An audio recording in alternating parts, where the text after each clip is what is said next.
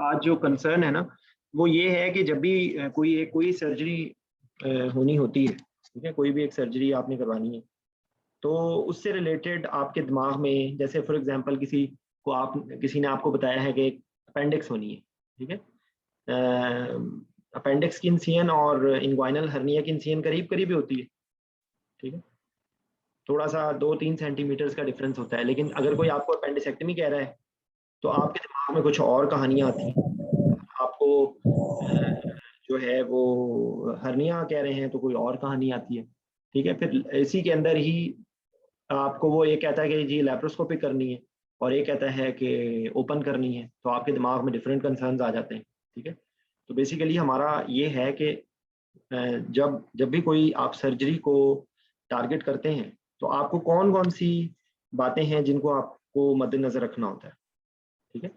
तो कौन कौन सी चीज़ों को यूजुअली आप देख सकते हैं किसी एक सर्जरी के रेफरेंस से? जी, कोई बताए।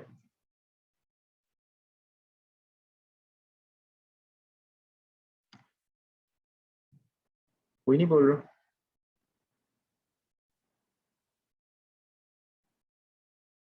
लेकिन ना सबसे पहला तो आप क्वेश्चन ये देखेंगे ना कि वो सर्जरी की अर्जेंसी क्या है, ठीक है। वो सर्जरी जो है वो इलेक्टिव है, इमरजेंसी है, अर्जेंट है या प्लान्ड है, ठीक है।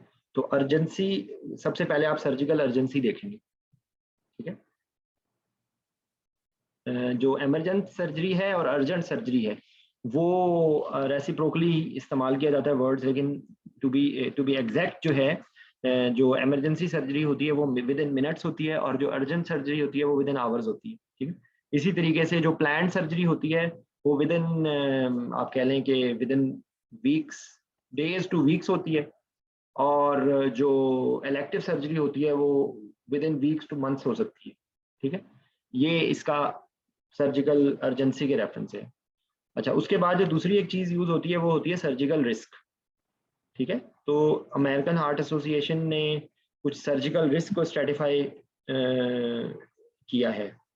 तो वो सर्जिकल रिस्क क्या है, किसी को पता है? किस हिसाब से उसको आइडेंटिफाई किया जाता है सर्जिकल रिस्क के हिसाब से?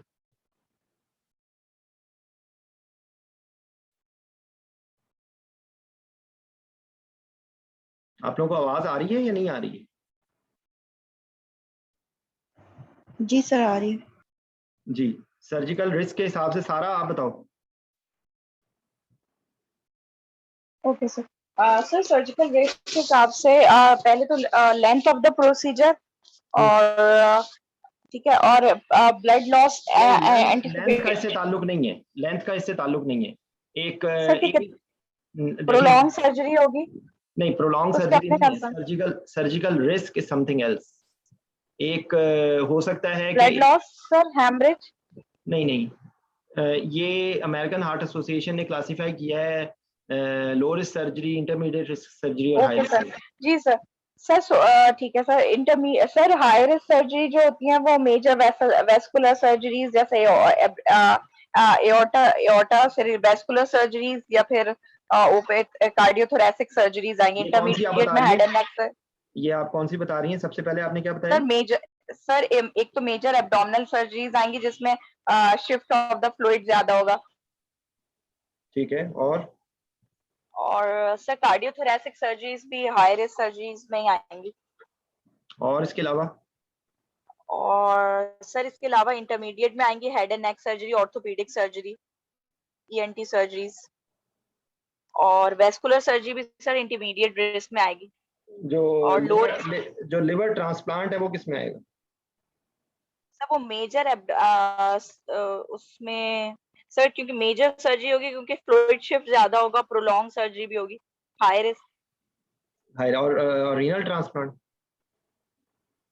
सर ये रीनल ट्रांसप्लांट जो होता है, आई थिंक ये इंटरमीडिएट में आएगा। अच्छा, जो आपकी जो है, अब हम कॉमन सर्जरी जो होती है ना आप उनको देख लें, जो सुपरफिशियल सर्जरी होती है ना, जो सुपर सर्जरीज है वो लो रिस्क होंगी sir, like breast surgery, endoscopic procedures हैं। Cataract surgery. जी, तो ये मैं बेसिकली मैं ये आप लोगों को दिखाना चाह रहा था। ये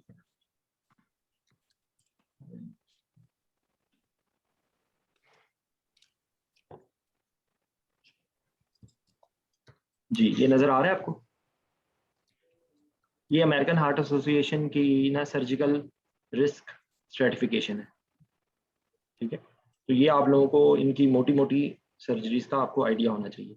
अब यहाँ पर ना इन्होंने थायराइड को लिखा हुआ है लो रिस्क, ठीक है, लेकिन आप उनको ये बता सकते हैं कि अमेरिकन हार्ट एसोसिएशन ने इसको लो रिस्क पे रखा है, लेकिन जो हमारी जो हमारे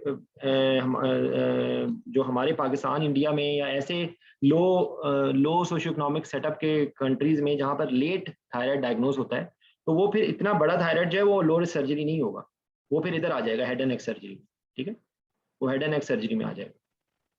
इसी तरीके से देखें, जो लिवर ट्रांसप्लांट है, जो लिवर रिसेक्शन है, वो आपकी हाई रिस्क सर्जरी है, लेकिन अगर जो बाकी एब्डोमिनल प्रोसीजर्स हैं यूजुअली वो आपके इंटरमीडिएट रिस्क हैं। यहाँ पे लेप्रोस्कोपिक नहीं लिखा हुआ है, लेप्रोस्कोपिक सर्जरी किस में आएगी?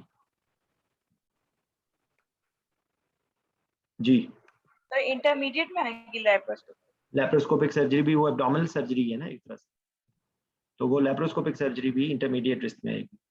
जबकि जो हमारी ये जो कॉमन ब्रेस्ट सर्जरी है या हर्निया सर्जरी है, जो सुपरफिशियल सर्जरी है, वो लो रिस्क है, ठीक है। अच्छा, ये यहाँ पर आपकी जो ऑर्थोपेडिक सर्जरी इंटरमीडिएट होती है, इन्होंने जो है ऑर्थोपेडिक, देखें ऑर्थोपेडिक सर्जरीज मुख्तलिफ किस्म की हैं। ऑर्थोपेडिक उन्होंने वहां पर भी लिखा हुआ है और ऑर्थोपेडिक यहाँ पर भी कहीं लिखा हुआ है। ये देखें, ये देखें, यहाँ पे देखें, नजर आ गए, न्यूरोलॉजिकल और ऑर्थोपेडिक। जो अब अगर मिसाल के तौर पे कोई किसी का कोई वो हुआ है, स्पोर्ट्स सर्जरी हुई है, कोई लिगामेंट टियर हो गया है, तो जो आर्थ्रोस्कोपिक सर्जरी है वो तो नहीं है ना हाई रिस्क या इंटरमीडिएट रिस्क, वो लो रिस्क है। अच्छा, अब आप लोगों के लिए ये सरप्राइजिंग है, TURP, इसको उन्होंने माइनर रिस्क लिखा हुआ है, तो ये आपको इसको फॉलो करना पड़ेगा, ठीक है। जो ओपन जो होता है ना prostate surgery, open prostate surgery, वो आपका जो है वो नहीं होगा लो रिस्क, ये सिर्फ TURP है, क्योंकि ये एंडोस्कोपिक सर्जरी है ना, तो जो एंडोस्कोपिक सर्जरीज हैं वो इनके अंदर आएंगी, ठीक है। जो मुझे बताएं कि जो आपका होता है यूआरएस का पता है ना, यूआरएस क्या होता है? जी सर, यूरिट्रोरीनोस्कोपी जो होती है, ठीक है, तो ये यूआरएस जो है यूरिटेरो रीनोस्कोपी, ठीक है। यूआरएस ये ओपन टर्मिनोलॉजी है, वो यूआरएस से स्टोन जो है वो यूरेटर में भी हो सकता है, वो ब्लैडर में भी हो सकता है, वो किडनीज में भी हो सकता है, ठीक है। तो ये बेसिकली, तो ये आपका सबसे पहले आपको अर्जेंसी पता चल गई, आपको रिस्क स्ट्रेटिफिकेशन पता चल गई। अब आप ये कहेंगे कि ये वाइवे से कैसे रिलेटेड है, तो आपको जो भी सर्जरी हो वो आपके दिमाग के कैलकुलेटर में चलना चाहिए कि ये लो रिस्क है, इंटरमीडिएट रिस्क है या हाई रिस्क है, ये इमरजेंट है, अर्जेंट है, इलेक्टिव है या प्लान्ड है। समझ आ गई बात? क्योंकि वहां पर तो आपको एक डाटा दे देंगे, वहां से हो सकता है ये आपसे ना पूछें इस तरीके से कि इंटरमीडिएट सर्जरी की लिस्ट बताओ। हमारे यहाँ पे तो रट्टे लगते हैं ना, हमारे यहाँ तो कोई चार्ट होता है तो वो कहते हैं भाई वो एक चार्ट है, वो रट्टा मार लो। ये इस तरह से हमारे लोग तो गाइड तो इस तरह करते हैं ना, तो जब इस तरह से गाइड करेंगे तो फिर जाहिर बात है क्या होगा उसमें, ठीक है। तो ठीक है, समझ आ गई बात? जी सर। अच्छा, तो उसके बाद कमिंग बैक, तो ये जो हमारा ये था सर्जिकल अर्जेंसी, सर्जिकल रिस्क। अच्छा, उसके बाद ब्लीडिंग रिस्क, तो ये बेसिकली ये भी सर्जिकल रिस्क के अंदर ही आता है, लेकिन इसके अंदर जो कुछ चीजें हैं वो आप कह लें कि एक्स्ट्रा है, ठीक है। तो bleeding risk is something else, ठीक है। ब्लीडिंग रिस्क में कौन सी मुझे बताइए कि लेप्रोस्कोपिक सर्जरी में ब्लीडिंग रिस्क आप ज्यादा कहेंगे या ओपन सर्जरी में? सर ओपन में ज्यादा होगा। सोचें जरा, ब्लीडिंग कंट्रोल किस में ज्यादा आराम से की जा सकती?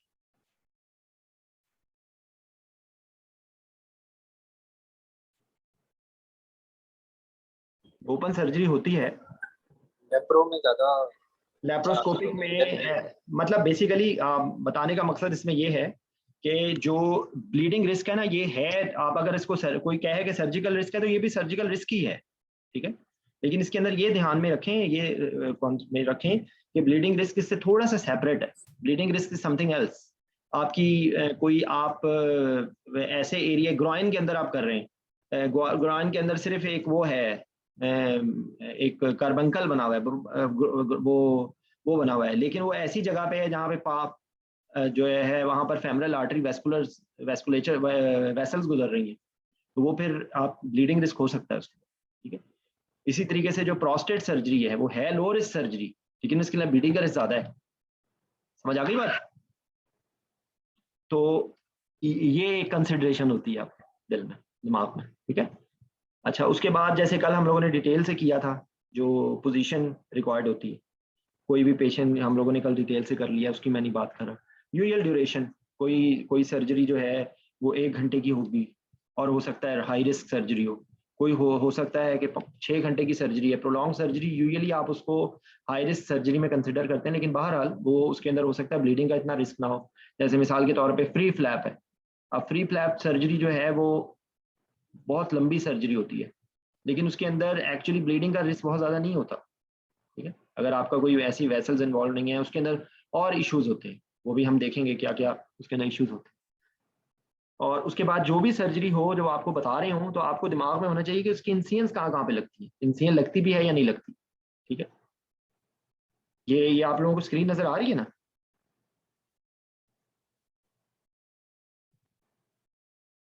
जी, आपको आवाज आ रही है? जी सर आ रही है। जी सर। जी सर नजर आ रहे हैं। ठीक है, तो आपको कोई भी हो तो उसमें आपको ये पता होना चाहिए कि आपकी किस लेवल पे इंसियन लग रही है, ठीक है। और उसी हिसाब से आपको किस लेवल ऑफ एनेस्थीसिया रिक्वायर्ड। अगर मिसाल के तौर पे एनेस्थीसिया के जो कंपोनेंट्स हैं, जैसे हो सकता है कि कुछ सर्जरी ऐसी हो जिसमें आपको बहुत ज़्यादा सीवियर मसल रिलैक्सेशन की ज़रूरत नहीं है, ठीक है। जैसे मिसाल के तौर पे ईएनटी सर्जरी है। ईएनटी सर्जरी के अंदर असल में पाकिस्तान में रहते हुए हम ये बात आप लोगों को शायद नहीं होती है कि यहाँ पे तो मसल रिलैक्सेशन के बगैर कोई सर्जरी का कॉन्सेप्ट नहीं होता ना, क्योंकि हमारे पास अच्छी क्वालिटी के ओपियाइड्स नहीं है या ऐसी दवाइयाँ नहीं है कि जो पेशेंट को विदाउट मसल रिलैक्सेशन वो रखें, ठीक है। टीवा का कॉन्सेप्ट नहीं है, लेकिन एब्डोमिनल सर्जरीज ऐसी होंगी कि जिसके अंदर अच्छी मसल रिलैक्सेशन की जरूरत है, नहीं तो उनसे क्लोजर में मसला होगा, उनको रिट्रैक्शन में मसला होगा अगर ओपन सर्जरी हो। तो आपको क्या लेवल ऑफ एनेस्थीसिया रिक्वायर्ड है वो आपको आइडिया होना चाहिए। कुछ जैसे ईएनटी है, उसमें आपको deep level of anaesthesia required है, क्योंकि उसमें अगर आप पेशेंट मूव करेगा तो it's not acceptable at all. तो ये बेसिकली ये आपके दिमाग का ये इस जुमले का कंसर्न मतलब ये है, ठीक है। समझ आ रही है? ये एक एक स्टेप को हम नजर मार रहे हैं। ये समझ आ रही है ना बात आप लोगों को? अच्छा, उसके बाद जो है ना पॉसिबल एनेस्थीसिया ऑप्शंस, इसका मतलब ये है कि आप उसको जनरल एनेस्थीसिया में कर सकते हैं, उसको सिडेशन में कर सकते हैं, उसको आप एलएमए के जरिए कर सकते हैं, आप उसके अंदर ऐसे मतलब लाइक कि आप किस लेवल ऑफ आपको क्या आपके पास ऑप्शंस हैं। रीजनल में कर सकते हैं, पेरिफेरल नर्व ब्लॉक में कर सकते हैं, तो वो आपके पास ये आएगी। इसी के साथ आपके पास एनाल्जेसिया के ऑप्शंस, तो आपको पता होना चाहिए कि उसके अंदर आप in addition to general anaesthesia उस सर्जरी के रेफरेंस से आपको किस तरह के एनाल्जेसिया की जरूरत है, ठीक है। अच्छा, फिर उसके बाद हर सर्जरी में कुछ पोटेंशियल कंसर्न्स होते हैं, कुछ पोटेंशियल कॉम्प्लिकेशंस होती हैं जो कुछ स्पेसिफिक सर्जरी में हो सकती है, ठीक है। तो वो आपको पता होना चाहिए। अच्छा, मैं अभी हम आगे डिटेल से इसके बारे में अलग अलग देखेंगे कि क्या क्या इनके अंदर फिट करेंगे हर के अंदर, ठीक। Specific age group prone for that surgery. जैसे आप मुझे बताएं कि जो आमतौर पे जो जैसे मिसाल के तौर पे टीयूआरपी सर्जरी है, तो वो यंग में तो नहीं होगी ना, वो आमतौर पे ओल्ड एज के पेशेंट्स में हो रही होगी, ठीक है। इसी तरीके से हिस्टेक्टमी जो है, इलेक्टिव हिस्टेक्टमी है, वो यूजुअली जो है, वो रीजन तो उसकी और भी कोई हो सकती है, लेकिन यूजुअली जो है वो पोस्ट मेनोपॉजल एज में हो रही होगी, 50 के अराउंड हो रही होगी। किसी का जॉइंट रिप्लेसमेंट है, वो भी यूजुअली जो है वो ओल्ड एज में हो रहा होगा। अच्छा, फिर उसके बाद जो कुछ कंजेनिटल एनोमलीज की सर्जरीज हैं वो यूजुअली जो है वो इन्फेंट्स में हो रही होंगी या न्यूनेट्स में हो रही होंगी, ठीक है। तो ये बेसिकली है कि स्पेसिफिक एज ग्रुप से रिलेटेड वो सर्जरी का, जैसे लैप्रोस्कोपिक कोलेस्टेक्टमी का जो सबसे ज्यादा जो होता है वो उसके लिए एफ यूज होता है ना, फीमेल फैट 40 फर्टाइल, तो वो इस एज ग्रुप में ज्यादा होती है। तो आपको इससे कुछ आइडिया मिल जाएगा।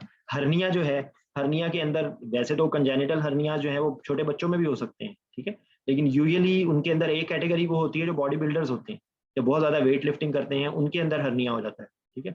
या कोई ऐसा पेशेंट्स हैं जिनको बहुत ज़्यादा कफ की हिस्ट्री है, बहुत ज़्यादा कोई टाइप ए पर्सनैलिटी है, बहुत ज़्यादा कॉन्स्टिपेशन रहती है, या कोई ऐसा एब्डोमिनल है प्रॉब्लम जिसकी वजह से उनका हर्निया बन गया, या फिर हर्नियाज जो हैं वो ओल्ड एज में होते हैं जब मसल्स वीक हो जाते हैं, या हर्नियाज जो हैं वो मल्टीपैरस वुमेन में होते हैं जो, या पोस्ट इंसिजनल होते हैं। ये मैं आपको एक एग्जांपल दे रहा हूँ, ठीक है। तो आपको कुछ एज स्पेसिफिक आपको हो सकती है कि कुछ सर्जरीज स्पेसिफिक एज में हो सकती है। अच्छा, उसके बाद ये कि कोई specific equipment, location, staff, medicine, logistics, कोई स्पेसिफिक सर्जरी से रिलेटेड हो सकती है कि आपको उसके अंदर इस चीज़ की ज़रूरत, जैसे मिसाल के तौर पे लेज़र सर्जरी है तो आपको लेज़र का इक्विपमेंट है, या लेज़र से आपकी प्रोटेक्शन है, या लेज़र से आपको दिमाग में आ जाना चाहिए कि जहाँ लेज़र का लफ्ज़ आ गया तो आपको एयरवे की फायर से रेफरेंस से आपको मेंटली प्रिपेयर होना है, वहाँ पर आपको लेज़र से रिलेटेड आपको स्पेशल इक्विपमेंट चाहिए होगा, आपको लेज़र की प्रोटेक्शन चाहिए होगी, आपको स्टाफ को इन्फॉर्म करना पड़ेगा, आपको थिएटर के बाहर मेंशन करना पड़ेगा कि भाई अंदर लेज़र हो रहा है, आईज की प्रोटेक्शन करनी है, लोकल प्रोटेक्शन करनी है, ये सारी चीज़ें, ठीक है। इसी तरीके से लेज़र और कहाँ-कहाँ पे यूज़ होता है? आई सर्जरी के अलावा कॉमनली लेज़र कहाँ-कहाँ यूज़ होता है? सॉरी, सर ईएनटी सर्जरीज में। ईएनटी सर्जरी के अलावा और कहाँ-कहाँ पे होता है? ईएनटी के अलावा सर कॉस्मेटिक सर्जरी में भी सर होती है ना लेजर? कॉस्मेटिक सर्जरी से पहले आप थोड़ा बता दो ना। कॉस्मेटिक सर्जरी में तो एनेस्थीसिया आमतौर पे रिलेटिवली कम होते हैं। यूआरएस जो रीनल जी सर, यूरिथ्रोप्लास्टी में भी होता है। यूरिथ्रोप्लास्टी नहीं, ये स्टोन तोड़ने के लिए होता है ना। स्टोन तोड़ने के लिए या वो लेजर यूज करते हैं या वो एयर होता है बेसिकली। लिथोट्रिप्सी सर वो एक्स्ट्रा कॉर्पोरियल शॉकवेव होती हैं, वो तो लिथोट्रिप्सी में। नहीं, लिथोक्लास्ट क्या होता है?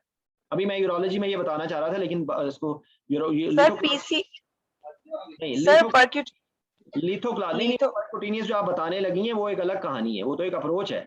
लिथोक्लास्ट क्या होता है? वो एयर प्रेशर होता है, वो एयर के प्रेशर से टूटता है। वो जो पक पक पक पक पक करके आवाज आ रही होती है वो एयर प्रेशर होता है बेसिकली, ठीक है। वो एयर के प्रेशर से टूट रहा होता है स्टोन, वो लिथोक्लास्ट होता है। चाहे वो आप पीएसएनएल में यूज कर लें, चाहे वो आप यूआरएस में यूज कर लें, ठीक है। तो ये इसमें चीज है। फिर इसी के अंदर आपकी टीयूआरपी आ जाती है, जिसके अंदर आपका स्पेसिफिक जो है वो एब्जॉर्प्शन का खतरा है, वो फ्लूइड यूज हो रहा है कांस्टेंट, उसमें इरिगेशन चाहिए, ठीक है। फिर स्पेसिफिक कॉम्प्लिकेशंस जो हो सकती हैं इंट्राऑपरेटिव, जैसे न्यूरो सर्जरी है, अबव द हेड सर्जरी है तो एयर एम्बोलिज्म हो सकता है, ठीक है। उसके बाद जो है अगर स्पाइन क्या नाम है इसका, स्पाइन सर्जरी हो रही है प्रोन पोजीशन में तो रीनल प्रॉब्लम हो सकती है, स्पाइनल कॉर्ड का इस्कीमिया हो सकता है। उसके बाद जो है आपका आई की प्रॉब्लम्स हो सकती हैं जो हम लोगों ने कल डिटेल से डिस्कस की थी, ठीक है। और तो आपका बेसिकली आपको ये आपके ये दिमाग के अंदर ये कॉन्सेप्ट होगा कि अगर उसने सर्जरी का नाम लिया है तो आपने ये बातें सोचनी है, और ये आपसे कोई पूछेगा नहीं इस तरह। This should be programmed in your computer कि ये चीजें हैं और ये इसके प्रॉब्लम्स हैं और ये इसका सारा है कहानी, ठीक है।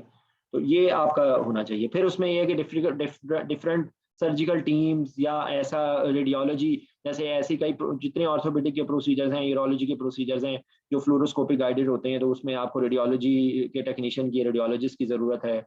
अगर आपकी इवन कार्डियक सर्जरी हो रही है तो उसके अंदर हो सकता है इंट्राऑपरेटिवली करने के लिए आपको कार्डियोलॉजिस्ट की ज़रूरत है, या फिर एनेस्थेटिस्ट खुद कर रहा होता है, ठीक है। इसी तरह बहुत सारे होती हैं। कोई अब कैंसर की सर्जरी है तो उसमें फ्रोजन सेक्शन जाता है, फ्रोजन सेक्शन जाके वो उसको क्या नाम है उसका चेक करके बताते हैं। तो ये इंडिविजुअली आपको हर सर्जरी के अंदर आपको आइडिया होना चाहिए कि क्या क्या उसमें स्पेसिफिक बातें क्या हो सकती हैं, ठीक। तो ये मैंने आपको एक ओवरव्यू दिया है कि सर्जरी का जब लफ्ज आएगा तो आपके दिमाग के अंदर ये तकरीबन, इसके अलावा भी बहुत सारी बातें हो सकती हैं, लेकिन इसमें तकरीबन इन 8-10 अल्फाज में ना आप सारी बातों को कहीं ना कहीं फिट कर सकते हैं, ठीक है। अच्छा, अब आ जाए अलग, अब यहाँ तक की बात में कोई क्वेश्चन है किसी का?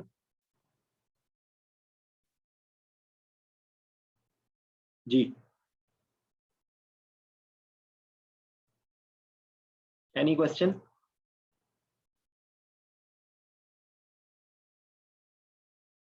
अच्छा, आप देखें मैं इंडिविजुअल सर्जरीज की मैंने एक मैक्सिमम लिस्ट बनाई है, इसको हम थोड़ा थोड़ा देखते जाते हैं। ये इतनी लंबी लिस्ट से आप लोग घबराना नहीं है, ठीक है, लेकिन ये है कि आपको इसके बारे में थोड़ा थोड़ा आइडिया अगर होगा तो आप लोगों के लिए चीज़ों को टारगेट करना आसान होगा। जैसे अपेंडिक्सेक्टमी है, अब कोई बताना शुरू कर दे सारा अपेंडिक्सेक्टमी में क्या आपके दिमाग में कंसर्न आते हैं, जो बाकी अर्जेंसी वगैरह है वो एक एक के अंदर प्रोटोटाइप बता दो। अपेंडिक्सेक्टमी में क्या क्या आपके कंसर्न होंगे? सर अपेंडिसेक्टमी में मेन कंसर्न हमारा होता है कि हमें डीप एनेस्थीसिया रखना होता है, सर्जन फ्रैक्शन देता है तो पेशेंट रेडी में जा सकता है। दूसरी बात ओपन है या लेप्रोस्कोपिक है ये उस पर डिपेंड करेगा। अगर लेप्रोस्कोपिक अपेंडिसेक्टमी है तो लेप्रोस्कोपिक सर्जरी के जो सारे कंसर्न्स होते हैं, जो पोजीशन रिलेटेड होते हैं और जो लेप्रोस्कोपी के सारे कंसर्न्स आएंगे सर।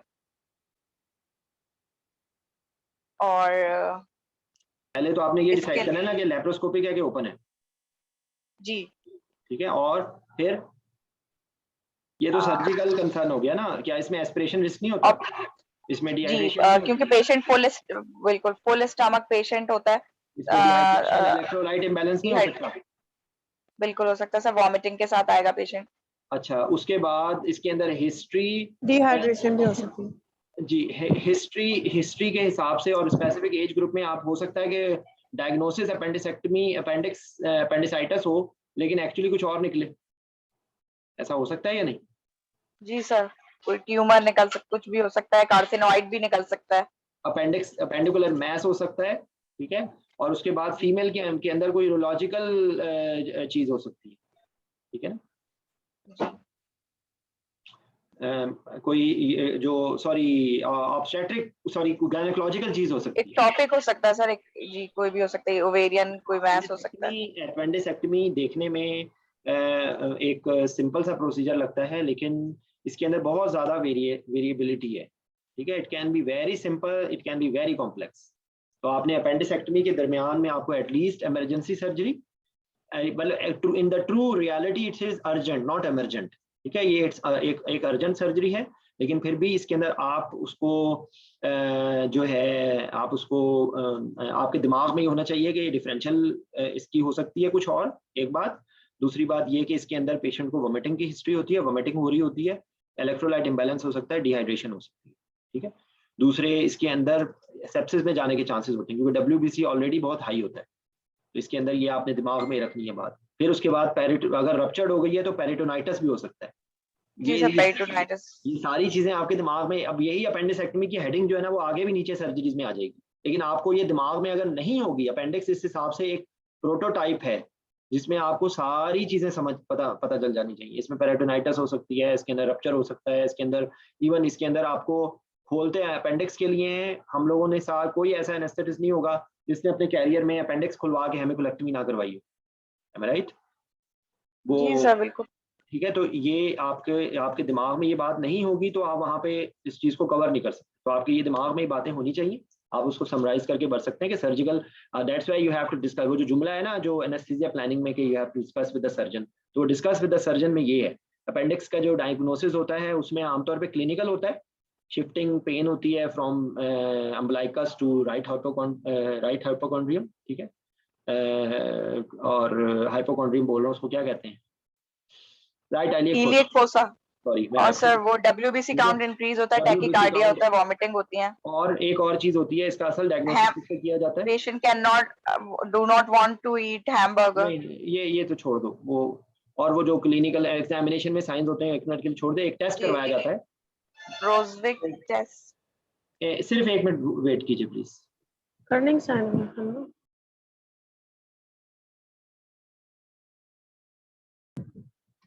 सारा कर्निंग साइन भी है ना? हाँ एक भी साइन होता है, डायग्नोसिस कर्निंग है, सही कह रही है ना। 3 साइंस होते हैं ना इसके अंदर, एक जिसमें टांग को फ्लेक्स करते पीछे की तरफ और फिर उसको एक्सटेंड करते हैं हिप जॉइंट, कर्निंग है मेरा हाल है।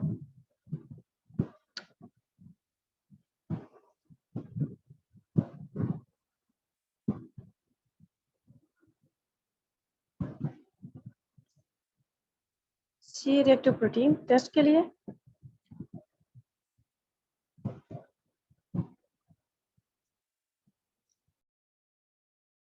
जी, इसमें जो टेस्ट किया जाता है ना वो सीटी स्कैन होता है।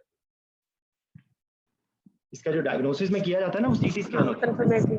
ठीक है। और आप जो ये कुलन साइन और ये पता नहीं कौन कौन से साइन बोल रही थी, ये कुलन साइन इसमें तो नहीं होता। कुलन साइन तो नहीं सर कोलन नहीं कह सर रहे कर थे, लेंगे, रोजविक मैं कर लेंगे रोजविक सर, रोक देंगे सर। पता नहीं भाई, इतने मुझे साइन नहीं आते। वो बहरहाल ये कि डायग्नोसिस सर्जरी से रिलेटेड है। हाँ जी, सर्जरी से रिलेटेड है, लेकिन आपको जितना मैंने बता दिया I think it is more than enough. Usually ये यंग पेशेंट्स में होता है, मतलब ओल्ड एज में होने के चांसेस रिलेटिवली कम होते हैं। यंग पेशेंट्स में होता है, बच्चों में हो सकता है, यंग एडल्ट्स में हो सकता है, ठीक है। अच्छा जनाब, अगला आ गया हर्निया सर्जरी। हर्निया सर्जरी में क्या क्या कंसर्न हो सकते हैं? हर्निया सर्जरी इमरजेंट होगी, अर्जेंट होगी, इलेक्टिव होगी, क्या होगी? सर डिपेंड करता है कि अगर स्ट्रैंगुलेटेड है और जो है तो रिड्यूसिबल इरिड्यूसिबल है, उस पर भी डिपेंड करता है। फिर सर पेशेंट के उसके ड्यूरेशन पे डिपेंड करता है कि कितना टाइम से है, पेशेंट के साथ सिम्टम्स पे डिपेंड करता है कि पेशेंट जो है सिवियर पेन में है, वॉमिटिंग में है, ठीक है। और इसके अलावा बाद में जो है तो टेंडर एब्डोमेन में ना देखें, इसके अंदर ज़हन में रखें बात कि जो आपने बता दी है वही आपको direct versus indirect, reducible versus irreducible, obstructed versus incarcerated, ठीक है, गैंग्रीनस इनकार्सरेटेड या गैंग्रीनस। तो वो जब तो गट की इन्वॉल्वमेंट, अगर ऑब्स्ट्रक्शन होगी तो उसके अंदर इंटेस्टाइनल ऑब्स्ट्रक्शन वाले फीचर्स होंगे। फिर उसके बाद हर्निया का कंटेंट, हर्निया का content is very important. Hernia की सर जब भी डायग्नोसिस करते हैं ना तो क्लिनिकल तो होता ही होता है, लेकिन उसके लिए अल्ट्रासाउंड करवाया जाता है, ठीक है। अल्ट्रासाउंड करवा के देखा जाता है कि इसके अंदर कंटेंट्स क्या है, कोई उसके अंदर वास्कुलर स्ट्रक्चर तो नहीं आ रहा है, मेसेंट्री नहीं आ सकती, आ सकती है ना? जी सर मेसेंट्री आती है, आ सकती है। और आना चाहिए। बाकी सारी चीजें वही एब्डोमिनल सर्जरी की हैं। अगर गैंग्रीनस है तो गैंग्रीनस में आपके एनेस्थेटिक क्या कंसर्न होंगे? इसमें सर ये है कि इतना ज्यादा गैंग्रीनस होगी तो सेप्टिक, हाँ जी, इतना ज्यादा सोचने का सर सेप्टिक हो सकती है जी सर, थैंक यू। सेप्टिक हो सकता है, वॉल्यूम जो है वो सेप्टिक भी हो सकता है और शॉक में भी हो सकता है, ठीक है ना। तो उसके अंदर बेसिकली और एक कौन सा टेस्ट है आपको पता लगेगा कि इस्कीमिया हो रहा है? एबीजी सर एसिडोसिस होगा और लैक्टेट स्पेसिफिकली जो है वो लैक्टेट बढ़ेगा, ठीक है। और बाकी तो सारी चीजें हो सकती हैं। क्लिनिकल साइंस होंगे, पेशेंट का जनरल अपीयरेंस होगा, उसके वाइटल्स होंगे, उसकी जो आपके जो रेडियोलॉजिकल साइंस होंगे, वो सारी चीजों से आप उसको वो करेंगे, पिक करेंगे, ठीक है। इससे अच्छा हर्निया जो है वो जीए में भी हो सकता है, स्पाइनल में भी हो सकता है, रीजनल ब्लॉक में भी हो सकता है, लैप्रोस्कोपिक भी हो सकता है, ओपन भी हो सकता है, ठीक है। और हर्निया की लोकेशन पैराम्बलाइकल भी हो सकती है, हर्निया की लोकेशन इनग्वाइनल भी हो सकती है। और बहुत खतरनाक सा हर्निया होता है जो हम लोगों ने पढ़ा था, वो कौन सा था? Diaphragmatic hernia. Thank you very much, diaphragmatic hernia, ठीक है। डायफ्रेगमेटिक हर्निया भी हो सकता है। तो आपको जहाँ पे हर्निया आए तो आपने उसको आइडेंटिफाई करना है कि हर्निया की लोकेशन क्या है, हर्निया की ड्यूरेशन क्या है। ये जो आप बोलती हो ना लफ्ज हिस्ट्री, तो हिस्ट्री का लफ्ज बोले बगैर आपने ये बोल देना है कि हर्निया के लिए एवेलुएट करेंगे कि वो हर्निया की क्या ड्यूरेशन है, हर्निया के क्या सिम्टम्स हैं, क्या उसके अंदर साइंस हैं, क्या रिड्यूसिबल है या रिड्यूसिबल है, डायरेक्ट है या इनडायरेक्ट है। ये सारी चीजें आपके होंगी ताकि आप बेहतर एनेस्थीसिया प्लान कर सकें, ठीक है। तो ये हर्निया सर्जरी के रेफरेंस से ये है। समझ आ गई बात? अच्छा जी सर। उसके बाद आपकी आ गई कोलिस्टेक्टमी। तो कोलिस्टेक्टमी के बारे में अभी हम लोगों ने बहुत सारी बातें डिस्कस कर ली हैं। तो उसमें इसमें female fat 40 specific age group है जिसके अंदर ये हो सकती है। उसके बाद जो कोलिसिस्टाइटिस है ना, उसमें ए कैलकुलस भी हो सकता है। ए कैलकुलस होता है वो खतरनाक होता है। उसके बाद जो है जो उसके स्टोन्स हैं वो बिलियरी सिस्टम में जा सकते हैं। ये आपको पहले नहीं पता होगा, हो सकता है कि पेशेंट ऑब्स्ट्रक्टिव जॉइंटस के साथ प्रेजेंट करे। तो आपके दिमाग में ये होना चाहिए कि इसके अंदर जब भी कोलिसिस्टाइटिस है तो उसके साथ ALT AST और जो ऑब्स्ट्रक्टिव जॉइंटस के सिम्टम्स और ऑब्स्ट्रक्टिव जॉइंटस की चीजें आपको आपके ब्लॉक आपके दिमाग में होना चाहिए। आप जब आप बता रहे होंगे तो आपने इतनी डिटेल आपके पास बताने का टाइम नहीं है। आप सिर्फ ये कहेंगे कि we will evaluate the patient whether there are any signs of obstructive jaundice or any biliary involvement और एनी हिपैटिक इन्वॉल्वमेंट, ठीक है। तो ये आपका, फिर इसके साथ रिलेटेड एक और प्रोसीजर जो किया जाता है इंट्राऑपरेटिवली, जो बिलियरी सर्जरी के लिए किया जाता है, आइसोलेटेड भी किया जाता है, वो कौन सा प्रोसीजर होता है? ERCP sir. ERCP और MRCP, ठीक है। वो उसमें एक और क्या चीज डाली जाती है? टी ट्यूब डाली जाती है। जी हाँ जी, कॉलेज ये जी जी। पेशेंट भी एक्यूट, यूजुअली एक्यूट कोलिस्टाइटिस में सर्जरी यूजुअली सर्जन नहीं करते। वजह?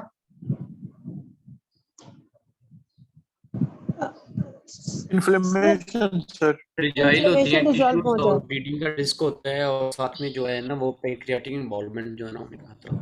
हाँ जी, ठीक है। पैंक्रियाटाइटिस जब एकोलिस लिवर का बताया ना मैंने साथ, सॉरी मैं भूल गया हूँ, आपने पैंक्रियास का भी जिक्र करना है, ठीक है।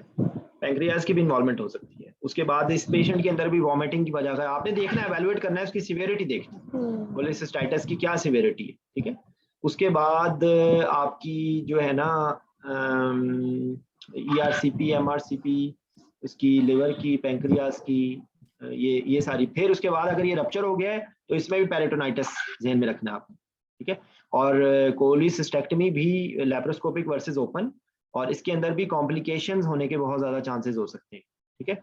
इसके अंदर बिलियरी ट्री डैमेज हो जाए, वैस्कुलेचर अगर डैमेज हो जाए तो इसके अंदर पोस्ट ऑपरेटिवली बहुत सारी कॉम्प्लिकेशन, कहने को ये डे सर्जरी के तौर पे करवाया जाता है, लेकिन इसके अंदर इतनी सारी कॉम्प्लिकेशंस हो सकती हैं, ठीक है। बड़े बड़े एटलीस्ट मैं 2 फेमस खवातीन पाकिस्तान की हैं, जिनमें एक प्रोफेसर डॉक्टर खालिदा उस्मानी, नामवर प्रोफेसर ऑफ सर्जरी, खुद प्रोफेसर ऑफ सर्जरी पाकिस्तान की, वो एक डिस्टिंग्विश लेडीज में है शामिल। उनकी कॉम्प्लिकेशंस फॉलोइंग कोलिस्टेक्टमी से उनकी डेथ हुई थी। और दूसरी पीपल्स पार्टी की बहुत मशहूर फौजिया वहाब। ये एटलीस्ट ये 2 लोगों का तो मैं आपको लेबल कर सकता हूँ कि इसलिए cholecystectomy is a very dangerous procedure, इसको कभी भी लाइटली नहीं लेना चाहिए, ठीक है। तो ये कोलिस्टेक्टमी से रिलेटेड शायद कोई और भी बातें सर्जरी कोई और किसी के दिमाग में है तो प्लीज शेयर कर दें। मेरा ख्याल है कि इसके अलावा और कोई बात नहीं है, ठीक है। हम लोगों ने सारे एस्पेक्ट्स कवर कर लिए। कोलिस्टेक्टमी का डायग्नोसिस अल्ट्रासाउंड के जरिए होता है, और उसके साथ एसोसिएटेड आप क्लिनिकल डायग्नोसिस होता है। कुछ स्पेसिफिक ओपियाइड्स का रोल इसमें स्फिंक्टर ऑफ ओडाई का होता है ना? हाँ, ओपियाइड्स का रोल आप ना बेसिकली बिल्कुल आप बता सकते हैं। वो ERCP करवाते हुए जब आप उसको निकाल ही रहे हैं तो उस वक्त कोई फर्क नहीं पड़ता, वो तो आप निकाल ही रहे हैं ना। ये उस टाइम पे है अगर जब आप ERCP करवा रहे हैं ना, ERCP MRCP करवा रहे हैं, तो उसके अंदर आप possibly it is better to avoid opioids. बहुत अच्छा आपने पॉइंट बताया, ठीक है। ये उसके अंदर आपने ये बताना है, कोलिस्टेक्टमी करवाते हुए चांसेस कम है। अच्छा, उसके बाद आप आ जाए लेप्रोस्कोपिक। तो लेप्रोस्कोपिक इन कुछ भी प्रोसीजर हो सकते हैं, जो इंटेस्टाइन्स की रिमूवल होती हैं, ये बाकी कॉमन हर्निया, अपेंडिक्स, कोलिस्टेक्टमी और गैस्ट्रेक्टमी, स्लीव गैस्ट्रेक्टमी। अच्छा, स्लीव गैस्ट्रेक्टमी के लिए स्पेसिफिक अभी लेप्रोस्कोपिक सर्जरी की स्पेसिफिक भी हम 1-2 जल्दी से क्विकली इसको रिव्यू कर लेते हैं, क्योंकि ये हमारा बेसिकली टॉपिक नहीं है, लेकिन ये है कि वो आप लोगों को सारे पता ही है कि क्या उसमें प्रॉब्लम्स होती हैं, कई दफ़ा हमने डिस्कस की है। लेकिन स्लीव गैस्ट्रेक्टमी के रेफरेंस से ध्यान में रखेंगे, जो स्लीव गैस्ट्रेक्टमी के पेशेंट होगा ना, वो आमतौर पे मॉर्बिडली, यूजुअली इंडिफरेंटली वो और मॉर्बिडली ओबीज होता है, तो उसके अंदर ओबेसिटी रिलेटेड सारे कंसर्न्स आ जाते हैं, ठीक है।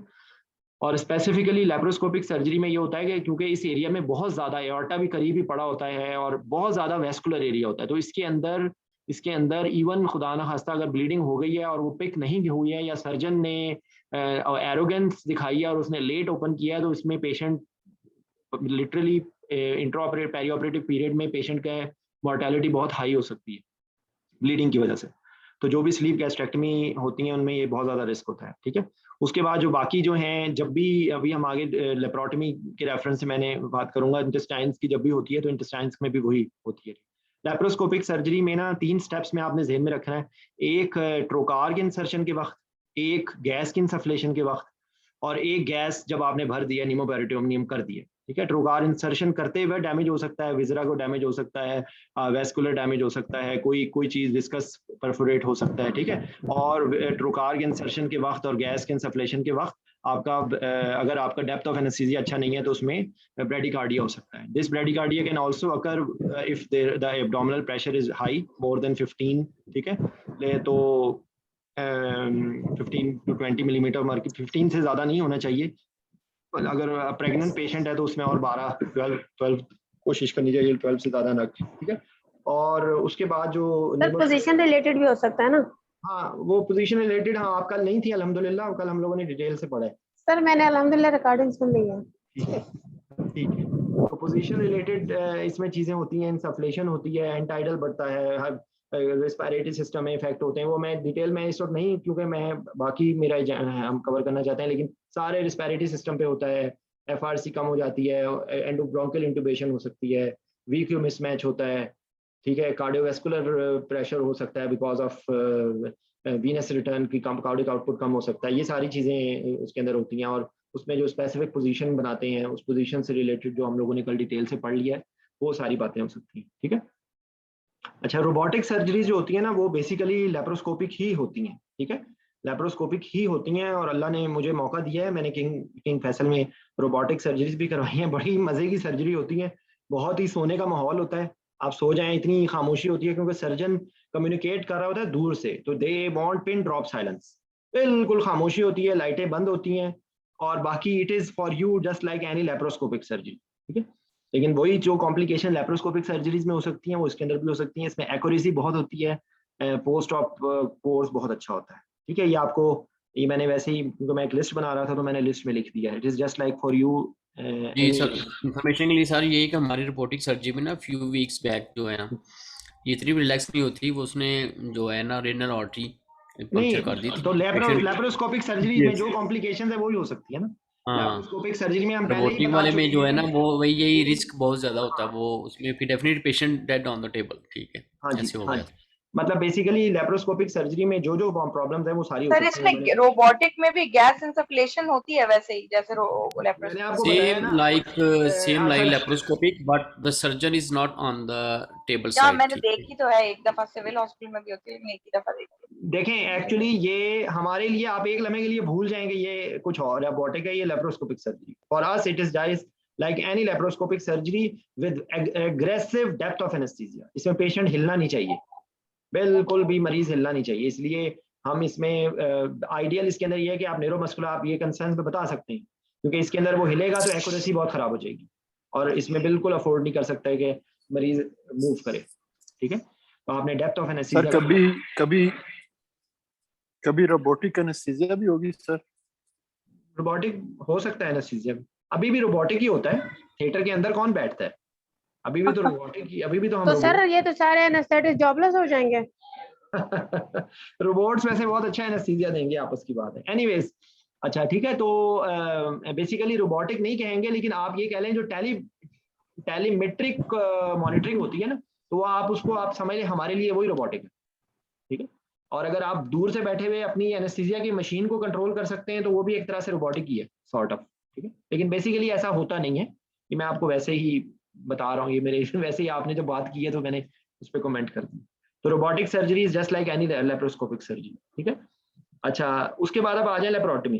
तो लेप्रोटमी ओवल यूजुअली जो है ना, वो इन्हीं में से कोई भी कॉम्प्लिकेशन जो है, इंटेस्टाइनल ऑब्स्ट्रक्शन है, परफोरेशन है, कोई ये है, ट्रॉमा है, यहाँ पे मैंने ट्रॉमा नहीं लिखा हुआ, ट्रॉमा हो है, फायर आर्म है, स्टैब वूंड है, यानी कि कोई भी ऐसी के लिए वो हो सकता है, ठीक है। तो उसके अंदर इंडिविजुअली होगी। स्पेसिफिकली अगर हम इंटेस्टाइनल ऑब्स्ट्रक्शन के बारे में कुछ बात कर लें, तो इंटेस्टाइनल ऑब्स्ट्रक्शन जब होती है तो उसके अंदर आपको एमसीक्यू में जो क्वेश्चंस आते हैं ना, या एक दफा हम लोगों को ये तो खैर वाइवा में भी पूछा गया था, डिफरेंट, मुझे इस वक्त जबानी याद नहीं है, लेकिन आपको पता होनी चाहिए कि व्हाट आर डिफरेंट, अगर किसी को जबानी याद है तो प्लीज बता दें, what are different body fluids, not body fluids, different जो है ना वो गैस्ट्रोइंटेस्टाइनल फ्लूइड्स। सलाइवा कितना बनता है हमारे बॉडी में, गैस्ट्रिक फ्लूइड कितना बनता है, इंटेस्टाइनल फ्लूइड कितना बनता है, लार्ज इंटेस्टाइन में कितना फ्लूइड होता है, मेरे ख्याल 500 सर ml। टोटल फ्लूइड मेरे ख्याल में सर टोटल शायद 3 लीटर का फ्लूइड बनता है टोटल टोटल को नहीं पूरी कोई गट का, पूछा ना, वो पूछा टोटल की नहीं हम बात कर रहे, इंडिविजुअल या नहीं। हम टोटल की नहीं, आपको इंडिविजुअली पता होना चाहिए। मुझे सलाइवा का याद है 500 ml होता है मेरे ख्याल पर डे, ठीक है। तो ये मेरे ख्याल 1000 ml के करीब जो है ना वो गैस्ट्रिक होता है। अगर कोई प्लीज गूगल करके ये बता दे in the meantime, Jameel आप चेक करके जरा बता दो, ठीक है। तो ये बेसिकली डिहाइड्रेशन इसमें बहुत बड़ा होता है एक इशू, ठीक है।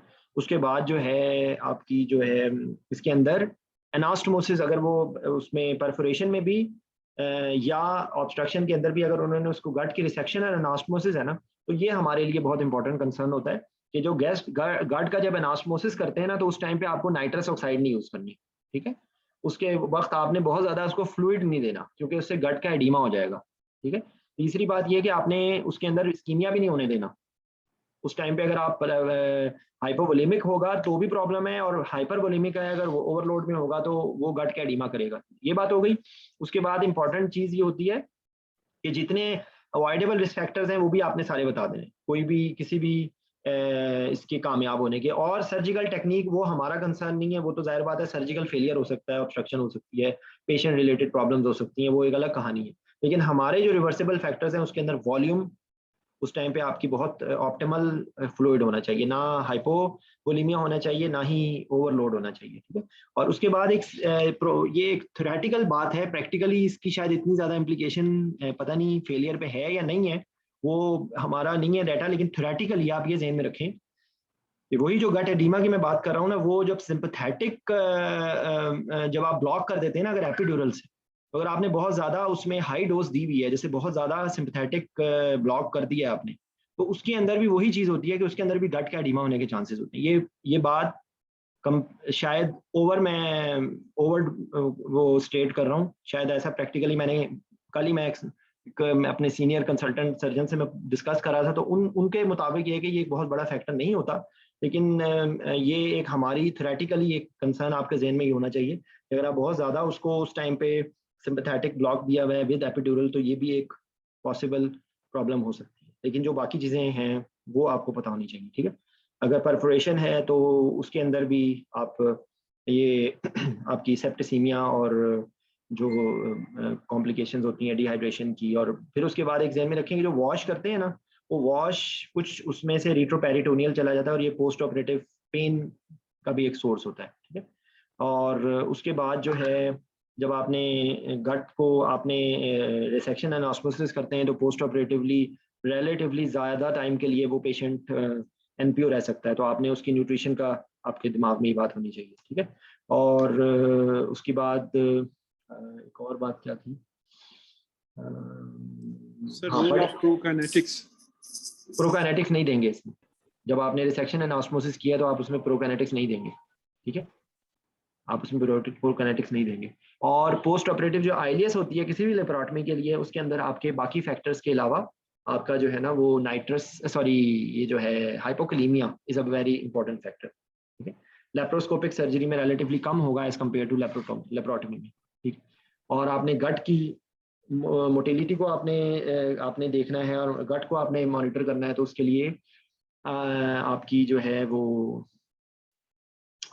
जो है ना आपकी पता नहीं क्या बोलने लगा था, एनीवेज, तो ये आपके कंसर्न्स हैं इसमें, ठीक है, लेप्रोटमी के रेफरेंस से in addition to all other. हाँ, फ्लूइड की आपने जो होता है ना जो थर्ड स्पेसिंग, वो इसके ना मैक्सिमम होता है, वो इवन अप टू 10 ml पर kg पर आवर तक आपको थर्ड स्पेसिंग हो सकती है, ठीक है। तो इसके अंदर बहुत ज़्यादा आपको बहुत ज़्यादा मैसिव आपको इसमें रिप्लेसमेंट की जरूरत पड़ सकती है फ्लूइड। सर ये टोटल 3 लीटर फ्लूइड ही रिलीज होता है पर डे, और सर इसमें मैंने शेयर कर दिया है जो इंडिविजुअल शेयर हो वो रिलीज होता है सर, जिसमें सलाइवा जो है 1.5 है सर। सलाइवा 1.5 है? हाँ जी सर, ये कह रहे हैं कि स्लेवरी 7 लीटर जो है स्लेवरी ग्लैंड डॉक्टर साहब मैं सिर्फ वही शेयर किया जो मुझे मतलब मैंने पढ़ा है, तो ये है कि salivary gland produces 1.5 of a fluid per day, और स्टमक जो है तो 2.51 of a gastric juices, the liver produces 0.51 of bile, the pancreas produces 1.51 enzymes and bicarbonate rich fluids, small intestine जो है तो 6.51 जो है तो fluid and जो है तो colon absorb करता है 1.3।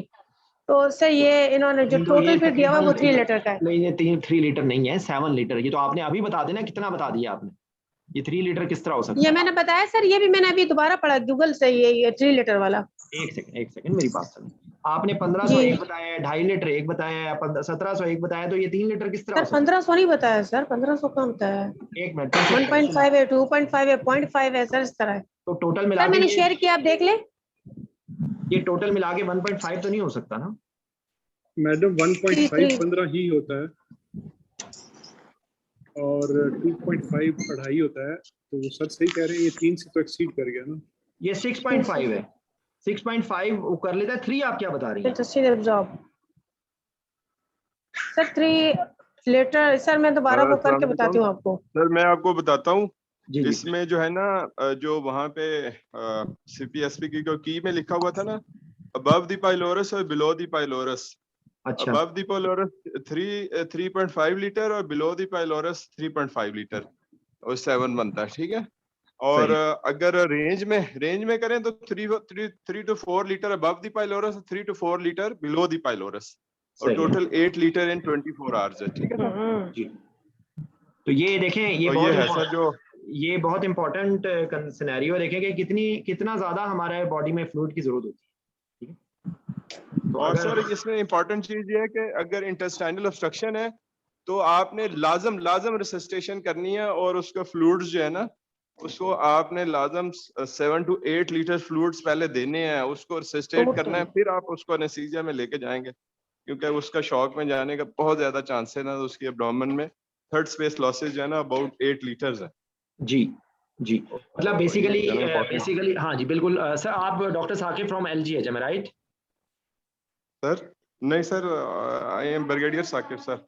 I'm sorry. जी sir. I'm sorry. Anyways, thanks a lot for your comment. जी, तो बेसिकली देखें, ये इसमें डॉक्टर साकिब का शुक्रिया, उन्होंने हमें इसमें एक्यूरेट हमें इंफॉर्मेशन दी है।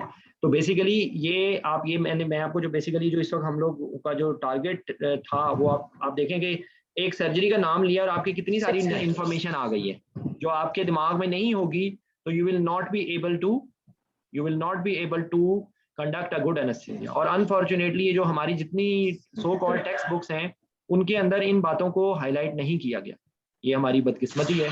ये जो एस्पेक्ट्स अभी हम लोगों ने जो डिस्कस किए हैं, अगर आप देखें कि इस तरह से किसी किताब में नहीं लिखा हुआ, और जो आर्टिकल्स हैं, रिव्यू आर्टिकल्स हैं, जो ट्यूटोरियल जिनका मैं आप लोगों को राग अलापता रहता हूँ हर वक्त, उनके अंदर ये आपको चीज़ें अलग अलग से बहुत ज़्यादा मिल जाएंगी। अभी जैसे नुसरत ने मुझसे सवाल पूछा था ना कि सर ये जो अभी आपने पढ़ाना है, तो ये नुसरत बाजी आपको जवाब मिल गए, ये किस आर्टिकल से आपको ये सारे आंसर्स मिलेंगे, जरा आप मुझे बताइए। जो मैं पिछले 50 मिनट से मैं आप लोगों को कहानी सुना रहा हूँ, ये किस किताब में लिखा हुआ है?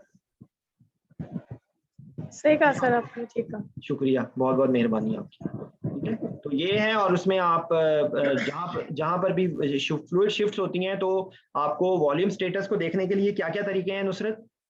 एक पेशेंट है इंट्राऑपरेटिवली, जैसे सर ने बताया कि फ्लूइड की जरूरत है, अब आप चाहते हैं एक पेशेंट है नॉर्मल, एक नॉर्मल एडल्ट है जिसके अंदर कोई प्रॉब्लम नहीं है, ठीक है, उसके अंदर तो आप जुडिशियस फ्लूइड दे सकते हैं और आप उसको लेकिन एक पेशेंट है जिसमें आप चाहते हैं कि जुडिशियस दे, ना कम हो ना ज्यादा हो, तो उसमें क्या क्या तरीके हैं जिसके जरिए आप ऑब्जर्व कर सकते हैं पेशेंट को? जी नुसरत बताइए। उसमें सर ब्लड प्रेशर होता है, इसके अलावा सर उसके पल्स होता है, और सर कार्डियक आउटपुट।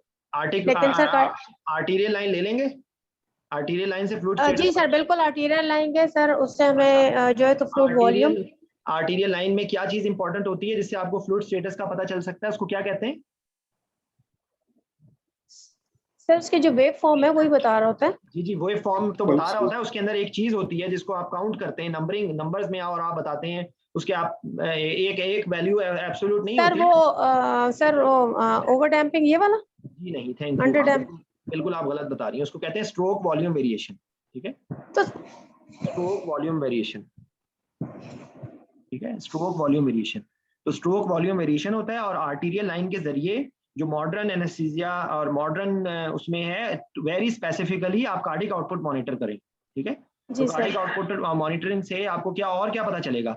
एक तो आपको फ्लूइड स्टेटस पता चलेगा, एट द सेम टाइम अगर आप सस्पेक्ट कर रहे हैं कि सेप्सिस हो सकता है, तो सेप्सिस के अंदर एसवीआर पे क्या इफेक्ट होता है? कम हो जाती है सर, हो जाती है। तो आपको कार्डिक आउटपुट मॉनिटर से आपको बहुत ज्यादा इन्वेसिव, यानी कि एक तो कार्डिक आउटपुट मॉनिटर, पहले कार्डिक आउटपुट मॉनिटर्स की डेवलपमेंट से पहले तो पल्मोनरी आर्टरी कैथेटर से पता चलता था ना, तो अब ये जो है, जो पीको और लिटको की टेक्निक्स हैं, और उनके जरिए आपको एक विजिलियो का एक मॉनिटर होता है, उसके जरिए आपको बहुत ज्यादा इन्वेसिव के बगैर आप एक आर्टीरियल लाइन और एक सेंट्रल लाइन के जरिए आप कार्डिक आउटपुट को भी मॉनिटर कर सकते हैं। ठीक है, अगर आपको इतना भी पता है तो आपके पास एक कार्डिक आउटपुट हो गया। और आप जो बेसिक चीजें बता रही थी कि पेशेंट की जनरल कंडीशन, पेशेंट का जी सर, कार्डिक आउटपुट और यूरिन आउटपुट, ठीक है, और जनरल स्टेटस, आपको पेशेंट डिहाइड्रेटेड लग रहा है या आपको अच्छा लग रहा है, उसकी म्यूकस मेम्ब्रेन कैसी लग रही है, और इंट्राऑपरेटिव, और प्लस उसके अंदर मजीद लॉस कितना हो रहा है। आपने एब्डोमेन खोला और पता लगा उसके अंदर से 1 लीटर फ्री फ्लूइड निकला है, तो वो तो और भी तबाही है। ठीक है, इन कंडीशंस के साथ एक एक्स्ट्रा है कि रिएक्शनरी उसके अंदर फ्लूइड निकल रहा है, तो आपने इन सारे फ्लूइड्स को काउंट, हमारे ना लोग बता रहे होते हैं बड़े मजे से कि हमने 5 लीटर फ्लूइड दिया, वो 5 लीटर वो बड़ी अपनी तरफ से समझ रहे होते हैं कि हमने बड़ा हातिम ताई बन के फ्लूइड दिया, लेकिन एक्चुअली वो फ्लूइड भी नाकाफी होता है। ठीक है, तो ये आपको अगर जीआईटी की फ्लूइड्स नहीं पता होंगे तो आपको पता ही नहीं होगा कि आपने क्या तबाही मचाई हुई या पेशेंट के अंदर क्या तबाही मची हुई है। ठीक है जी सर, दूसरा ये प्लेथिस्मोग्राफी से भी जो है ना वो वॉल्यूम स्टेटस, प्लेथिस्मोग्राफी इनडायरेक्टली आपका पल्स ऑक्सीमीटर से भी पता चलेगा। ठीक है, आपको पल्स प्लेथिस्मोग्राफी की बेसिकली वही आर्टीरियल वेव फॉर्म होती है ना, वो आर्टीरियल वेव फॉर्म ही होती है ना बेसिकली। ठीक है, तो वो आर्टीरियल वेव फॉर्म से आपको पता चलेगा, सीवीपी से पता चलेगा, पल्मोनरी आर्टरी कैथेटर की भी आप लिस्ट में कह सकते हैं। उसके बाद एक और चीज से आपको बहुत ही सादा एक मैकेनिज्म होता है, वो क्या होता है जिससे आपको पता लग जाएगा कि पेशेंट फ्लूइड रिस्पॉन्सिव है या नहीं। आप उसको ट्रेंडलेनबर्ग करें। ठीक है, लेग रेज करेंगे सर, लेग रेज करें। जब आप अगर लेग रेज करने से उसका ब्लड प्रेशर इंप्रूव कर जाता है तो उसका मतलब है पेशेंट डेफिशिएंट है। इससे भी आगे जी सर, एक चीज और रह गई है, वो क्या है जिससे एक्यूरेटली आपको पता चल सकता है। एक्यूरेटली मतलब ये भी एक ये भी मैनुअर है, वो क्या है sir? Postural. I am sorry Khurram, आप अनम्यूट करके बोल दो, लेकिन ये आप जो बोल रहे हो ये पोस्चरल यहाँ पे नहीं होगा। पोस्चरल यहाँ पे कहाँ से आ गया? वो तो ट्रेंडलेनबर्ग से बता दिया ना, रिस्टेट वो लेग रेजिंग आपने की तो उससे उसको वॉल्यूम गया। अगर वॉल्यूम जाने से उसके वाइटल्स इंप्रूव हो गए तो इसका मतलब है फ्लूइड डेफिसिट है। इसका आंसर है टी, ट्रांस इसोफेजियल एको। उसके जरिए आपको पता चलेगा कि उसकी वीना कैवा कंप्रेस्ड है या वीना कैवा नहीं है कंप्रेस्ड। अगर वीना कैवा जो है डायलेटेड है तो इसका मतलब है कि आपको उसमें मजीद आप फ्लूइड के साथ साथ आपको आइनोट्रोप की भी जरूरत है। ठीक है, या आपको वेजोप्रेसर की भी जरूरत है, सॉरी नाइनोट्रोप नहीं, वेजोप्रेसर, आपको नॉरएपिनेफ्रिन ऐड करनी पड़ेगी। ठीक है, ये बेसिकली इसका कॉन्सेप्ट होता है। और दूसरे एक और भी ज़हन में रखें कि जब इस तरह की कोई सर्जरी हो रही होती है तो आप अगर आपके पास मॉनिटरिंग नहीं है एडिक्वेट, तो it is better to start a low dose norepinephrine which will increase the cardiac output. Actually theory ये कहती है कि नॉरएपिनेफ्रिन से गट की ब्लड सप्लाई कम हो जाएगी, लेकिन एक्चुअली अगर कार्डिक आउटपुट पे इफेक्ट होगा तो उसका ज्यादा डेट्रीमेंटल इफेक्ट है। तो it is better to increase the mean arterial pressure with low dose of norepinephrine. तो लो डोज नॉरएपिनेफ्रिन से सिस्टमिक वैस्कुलर रेजिस्टेंस इंप्रूव करेगी, उसका कार्डिक आउटपुट इंप्रूव करेगा और उसका जो है वो आउटकम ज्यादा बेहतर होगा। ठीक है, समझ आ गई बात? सर आउटकम क्रिस्टोलाइट से ज्यादा बेहतर होगा या कोलॉइड से? अब ये आप बताइए सोच के। सर सोच के क्या सर, किताब में जो है, अब सर फिर आप कहेंगे किताब की बात है, बट ना खत्म होने वाली डिस्कशन है, ये एक ना खत्म होने वाली। जी sir there is no consensus के क्रिस्टलाइड आर सुपीरियर और क्रिस्टलाइड आर हराम and colloids are superior and colloid, it depends on the scenario. अगर आपका पेशेंट बहुत वॉल्यूम देने के बजाय आप चाहते हैं कि उसको जुडिशियस आप फ्लूइड दें, ऐसा पेशेंट है तो उसके अंदर आप कंबाइन कर लेना दोनों को, उसके अंदर दोनों, और आपके पास ज्यादा बेहतर अगर कोलॉइड्स हैं तो आप आराम से दे सकते हैं 2 से 3 लीटर। आप इसके अंदर कंबाइन करेंगे, उसका फायदा क्या होगा? उसका फायदा ये होगा कि गट का एडीमा, वही मैं आपको बता रहा हूँ ना कि ओवर से गट के एडीमा होने के चांसेस होते हैं, आप शिफ्ट्स होती हैं। ये लफ्ज ये नहीं किया जाता कि डिहाइड्रेशन, कहा जाता है मेजर फ्लूइड शिफ्ट्स। वो मेजर फ्लूइड शिफ्ट्स का टर्मिनोलॉजी यूज होती है।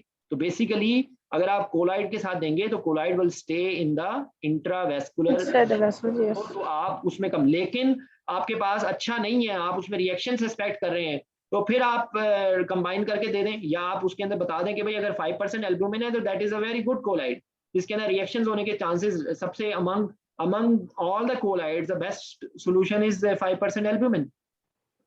ठीक है, तो अगर आपके पास एल्बुमिन है तो that will be a best choice. Otherwise आप हेस्टेरल भी दे सकते हैं, आप जेलोफ्यूजन भी दे सकते हैं, कंबाइंड आप उसमें मसाला बना रहे हैं तो आप मसाला बना के देंगे तो वो ज्यादा बेहतर आउटकम आएगा। ठीक है, आप उसके अंदर बिल्कुल रिससिटेशन के लिए आप नॉर्मल सलाइन भी दे सकते हैं, लेकिन अल्टीमेटली आप बैलेंस सॉल्ट दें।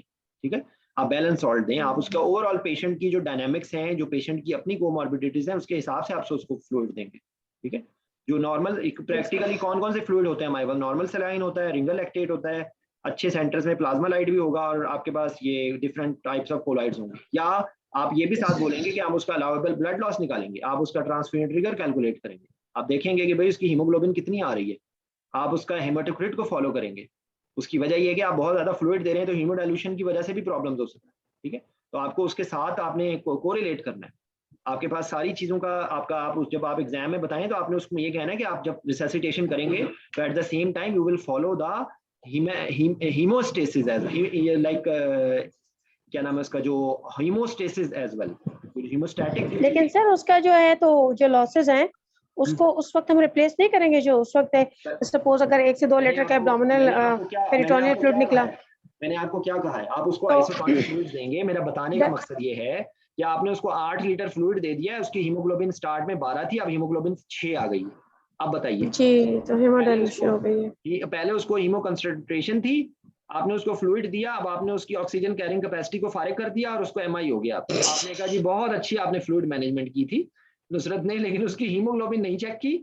उसने कहा कि हीमोग्लोबिन करने की जरूरत नहीं है, मैं तो रिससिटेट कर रही हूँ। उसको 8 लीटर 10 लीटर फ्लूइड दे दिया और उसको हीमोग्लोबिन को उसको पहुंचा दिया 6 पे और उसका अल्हम्दुलिल्लाह एमआई करवा दिया। तो ये चीज आपने उसके साथ बोलनी है। ठीक है, ये आपने उसके साथ बोलनी है। अच्छा, उसके बाद ये आपकी ये यही सारी बातें, इसके अलावा और कोई बात नहीं। हमने फ्लूइड थेरेपी की भी बात कर ली, फ्लूइड रिस्पॉन्सिवनेस की भी बात कर ली है। गोल डायरेक्टेड फ्लूइड थेरेपी भी यही होती है। गोल डायरेक्टेड फ्लूइड थेरेपी भी इसी तरह ही दी जाती है कि आप एक अपने कुछ गोल सेट करते हैं, आप ब्लड प्रेशर का गोल सेट करते हैं, आप हार्ट रेट का गोल सेट करते हैं, आप लैक्टेट का गोल सेट करते हैं, आप फ्लूइड देते हैं, उसका रिस्पॉन्स देखते हैं, उसको मॉनिटर करते हैं। उसके लिए मैंने आपको बता दिया कि आप कैसे उसको मॉनिटर करें। ठीक है, तो ये बेसिकली इसी साथ साथ हमने बातें करते हुए, अच्छा रिससिटेशन के लिए आप नॉर्मल सलाइन भी दे सकते हैं, लेकिन बेहतर है बैलेंस सॉल्ट। बैलेंस सॉल्ट या आप उसको प्लाज्मा लाइट दें या आप उसको रिंगर लैक्टेट दें। रिंगर लैक्टेट में अगर लैक्टेट बढ़ रहा है, जैसे कि इन सर्जरीज में गट इस्कीमिया में हो सकता है, plasma light is the best solution, जिसमें बैलेंस सॉल्ट है, ना सोडियम का मसला है ना क्लोराइड का मसला है, सारे इलेक्ट्रोलाइट्स भी जा रहे हैं। लेकिन आप उसको ये बता सकते हैं कि हम उसको एबीजीज के जरिए और बाकी जो पैरामीटर्स हैं उसके जरिए स्ट्रोक वॉल्यूम वेरिएशन, उसकी फ्लूइड रिस्पॉन्स, इतना भी जुमला बोल दिया ना कि हम डिफरेंट तरीकों से क्लिनिकली और अगर हमारे पास कोई मॉनिटरिंग का इक्विपमेंट है उसके जरिए हम फ्लूइड रिस्पॉन्सिवनेस को चेक करके, हम गोल्स को सेट करके हम गोल डायरेक्टेड फ्लूइड देंगे। ठीक है, यूरिन आउटपुट हमारा अच्छा एडिक्वेट होना चाहिए, परफ्यूजन अच्छी होनी चाहिए, यूरिन के कलर को भी आपने देखना है, यूरिन की क्वांटिटी को भी देखना है। ठीक है, तो ये सारी चीजें हैं। और आपने, क्योंकि ये patient is at risk of renal dysfunction, तो आप प्रेफरेबली आप उसमें आप एनसेड्स को अवॉइड करेंगे। आप ये आपके होना चाहिए। और एक और भी होता है इसमें कि जो रिट्रैक्शन होती है, सर्जिकल रिट्रैक्शन, उसकी वजह से भी प्रॉब्लम्स हो सकती है। ठीक है, अच्छा उसके बाद ये बाकी हेमिकोलेक्टमी वही सारी बातें आ गई, कोलोस्टमी क्रिएशन या रिवर्सल भी वही बात आ गई। स्प्लीनेक्टमी के अंदर क्या एक्स्ट्रा चीज होती है? स्प्लीनेक्टमी आमतौर पे किन पेशेंट्स में की जाती है? हाइपरस्प्लेनिज्म के पेशेंट में सर, थैलेसीमिया के पेशेंट्स में। हाइपर मतलब कोई नॉर्मल कंडीशन नहीं होगी ना, कोई ना कोई इसमें प्रॉब्लम ही चल रही होगी। तो आपको उसके अंदर इस चीज का ख्याल रखना है कि जिस कंडीशन की वजह से हो रही है, जो प्राइमरी पैथोलॉजी है वो आपके दिमाग में हो।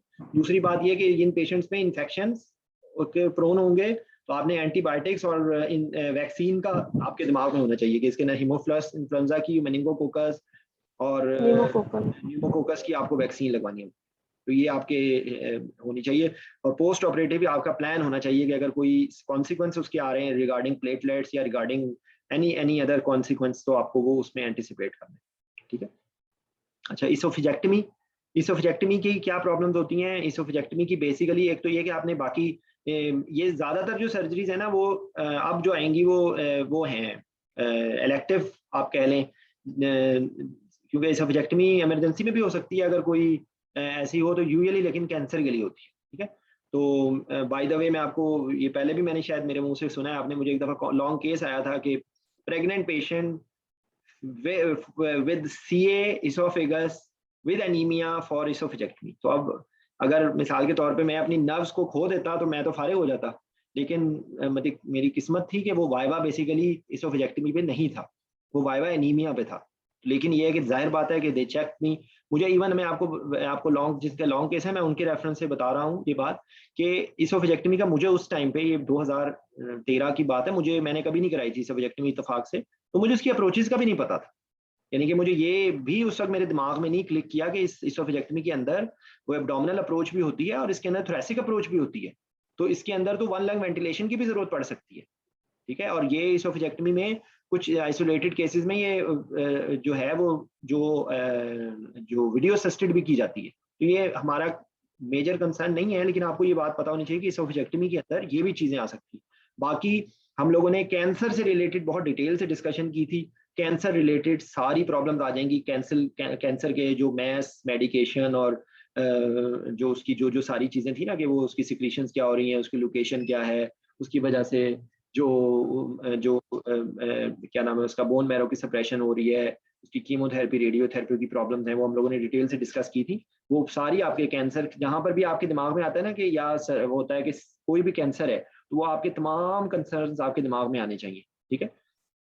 उसका लोकल स्प्रेड, उसका मेटास्टेसिस, उसका एयरवे में अगर लोकेशन है तो वो एडिशनल आपके होंगे, अगर रेडियोथेरेपी लगी है तो उसके अंदर भी लोकल एरिया की डिस्टॉर्शन होगी, और उसके अंदर जो है वो एयरवे जैसे है तो एयरवे डिस्टॉर्टेड हो सकता है। अगर कीमोथेरेपी ले रहा है तो कीमोथेरेपी से सारा ही सिस्टम हो गया, बोन मैरो की इन्वॉल्वमेंट होती है, लिवर की इन्वॉल्वमेंट होती है, किडनीज की इन्वॉल्वमेंट होती है, ठीक है। और प्लास्टिक एनीमिया हो सकता है। फिर इसके अंदर पेन का इशू होता है, तो पेन की वजह से मॉर्फिन ये ओपियाइड की एडिक्शन हो सकती है, ओपियाइड का विड्रॉल हो सकता है। ये जो कैंसर के जो पेशेंट्स होते हैं उनके अंदर आपका पेलिएटिव थेरेपी हो रही होती है, इसके अंदर न्यूरोलिटिक ब्लॉक्स या टर्मिनल जो उनकी केयर होती है वो होती है। फिर उसके बाद मेडिसिन की वजह से ही कार्डिक डिप्रेशन होता है, मेडिसिन की वजह से लिवर डिस्फंक्शन हो सकता है, रीनल फेलियर हो सकता है। तो ये सारी चीजें आपके दिमाग में होनी चाहिए। साइकोलॉजिकल इम्पैक्ट होता है, पूरी फैमिली सफर कर रही होती है, तो ये सारी चीजें आपके दिमाग में होनी चाहिए एक इसमें।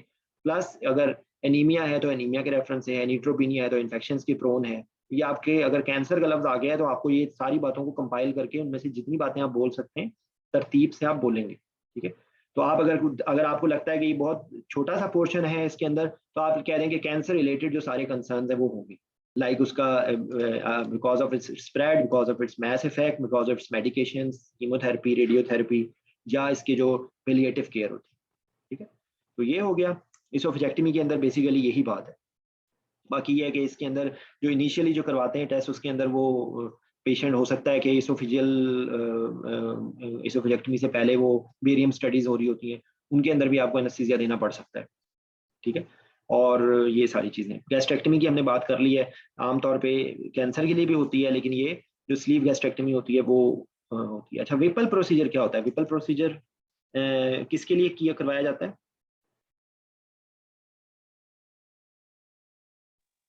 जी?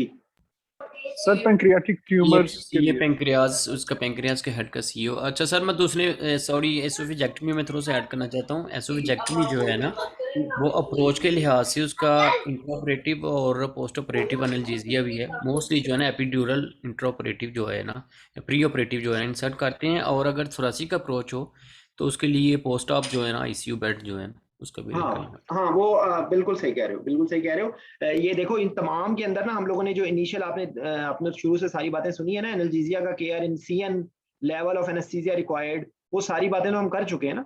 वो तो हम कोई भी सर्जरी होगी उसमें इनसियन रिलेटेड और एनाल्जेसिया रिलेटेड आपको पूरा प्लान बनाना है कि आपने सिर्फ जीए देना है, आपको पीसीए देना है, आपको एपिड्यूरल लगाना है, आपने स्पाइनल लगाना है, आपने कोई कैथेटर डालना है, कोई नर्व ब्लॉक लगाना है। ये तो सारी चीजें वो कॉमन है ना, वो हर के अंदर अलग अलग करना मुश्किल हो जाएगा। ये अभी भी ये आउट ऑफ कंट्रोल हो रहा है टाइम, ये इतनी ज्यादा बातें इसके अंदर आती जाती हैं छोटी छोटी छोटी छोटी। तो मैं अब उसको पाइल अप कर उसको मैं कवर करने की कोशिश कर रहा हूँ मैक्सिमम, ठीक। तो विपल प्रोसीजर भी एक बहुत मैसिव प्रोसीजर होता है, इसके अंदर सीए से रिलेटेड सारे कंसर्न्स आपके दिमाग में होने चाहिए। लॉन्ग सर्जरी होती है, सारे जो फ्लूइड शिफ्ट होते हैं वो होते हैं, एनास्टोमोसिस वाली बात हम कर चुके हैं पहले, तो नथिंग स्पेशल, ठीक है। ये वाली हो गई। अच्छा, रेक्टल बायोप्सी सर, इसमें रोल ऑफ ऑक्ट्रियोटाइड वो यार बिल्कुल ऑक्सीटाइड पोर्टल प्रेशर को कम करने के लिए देते हैं, am I right? Octreotide portal pressure को कम करने के लिए जी, ऐसा ही है।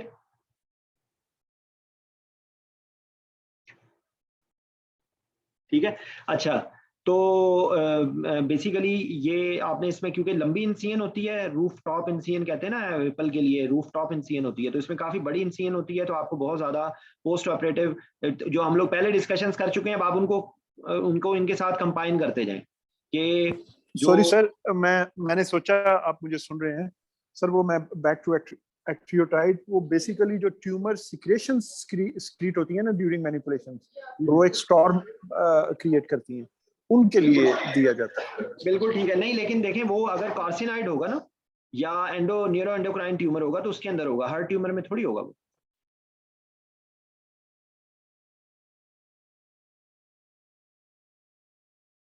ठीक है, तो बहरहाल मतलब बेसिकली देखें ये हमारे लिए ये एक प्रोसीजर इंडिविजुअल जो बहुत इंपॉर्टेंट है ना, वो अलग से भी हम लिवर की बात करेंगे या पैंक्रियास की बात करेंगे तो हम अलग से प्रोसीजर्स को भी डिटेल कर लेंगे। इस वक्त तो मैं आपको एक आंखें दे रहा हूं कि आप लोगों को जब भी कोई एनेस्थीसिया देना है तो आपके दिमाग में ये सारी बातें होनी चाहिए। ठीक है, अच्छा अगर रेक्टल बायोप्सी की बात करें ना तो इसके अंदर आपको ब्रेडिकार्डिया का दिमाग में होना चाहिए, प्लस ब्लीडिंग हो सकती है, प्लस ये कैंसर की सारी बातें। ठीक है, शॉर्ट प्रोसीजर होता है लेकिन इसके अंदर आपको कॉन्शियस सेडेशन में भी ये जाहिर बातें हो सकता है। ठीक है, और इसके अंदर आपको सारी एयरवे से रिलेटेड प्रॉब्लम्स और आपको टीवा से रिलेटेड प्रॉब्लम्स आपके दिमाग में होनी चाहिए। ये आपको conscious sedation, monitored anaesthesia care, ये आपको बना के रेक्टल बायोप्सी का सिनेरियो बना के, एक्चुअली उनका एम होगा आपसे एयरवे की care plus short anaesthesia plus ये ये जो है ना गैस्ट्रोएंटरोलॉजी के सूट में भी हो सकता है,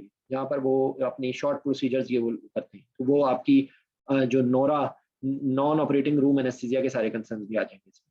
ठीक है जी सॉरी, मैं सर वो ऑक्ट्यूटाइड वाला जो है ना वो ऐड करना चाहता था, डॉक्टर साहब मैं चले गए हैं, उनका म्यूट हो गया है। तो ऑक्ट्यूटाइड जो है ना वो पेप्टाइड है जो यूज़ होते हैं डिफरेंट टाइप्स ऑफ, जब ट्यूमर सिक्रीटरी ट्यूमर्स है जिसमें मोस्टली जो कार्सिनॉइड ट्यूमर जो होती हैं तो उसमें जो डिफरेंट फिर आगे हार्मोन्स रिलीज होती हैं, जैसे कि ग्रोथ हार्मोन है, उनको इनएक्टिवेट करने के लिए, या फिर ट्यूमर की और दूसरी जो सिक्रीशंस होती हैं, सेरोटोनिन होती है जिससे जीआईटी की डायरिया होता है, और इस तरह से पोर्टल हाइपरटेंशन होती है, इन सब के लिए जो है ना फिर वो इन पेशेंट में ऑक्ट्यूटाइड यूज़ करते हैं।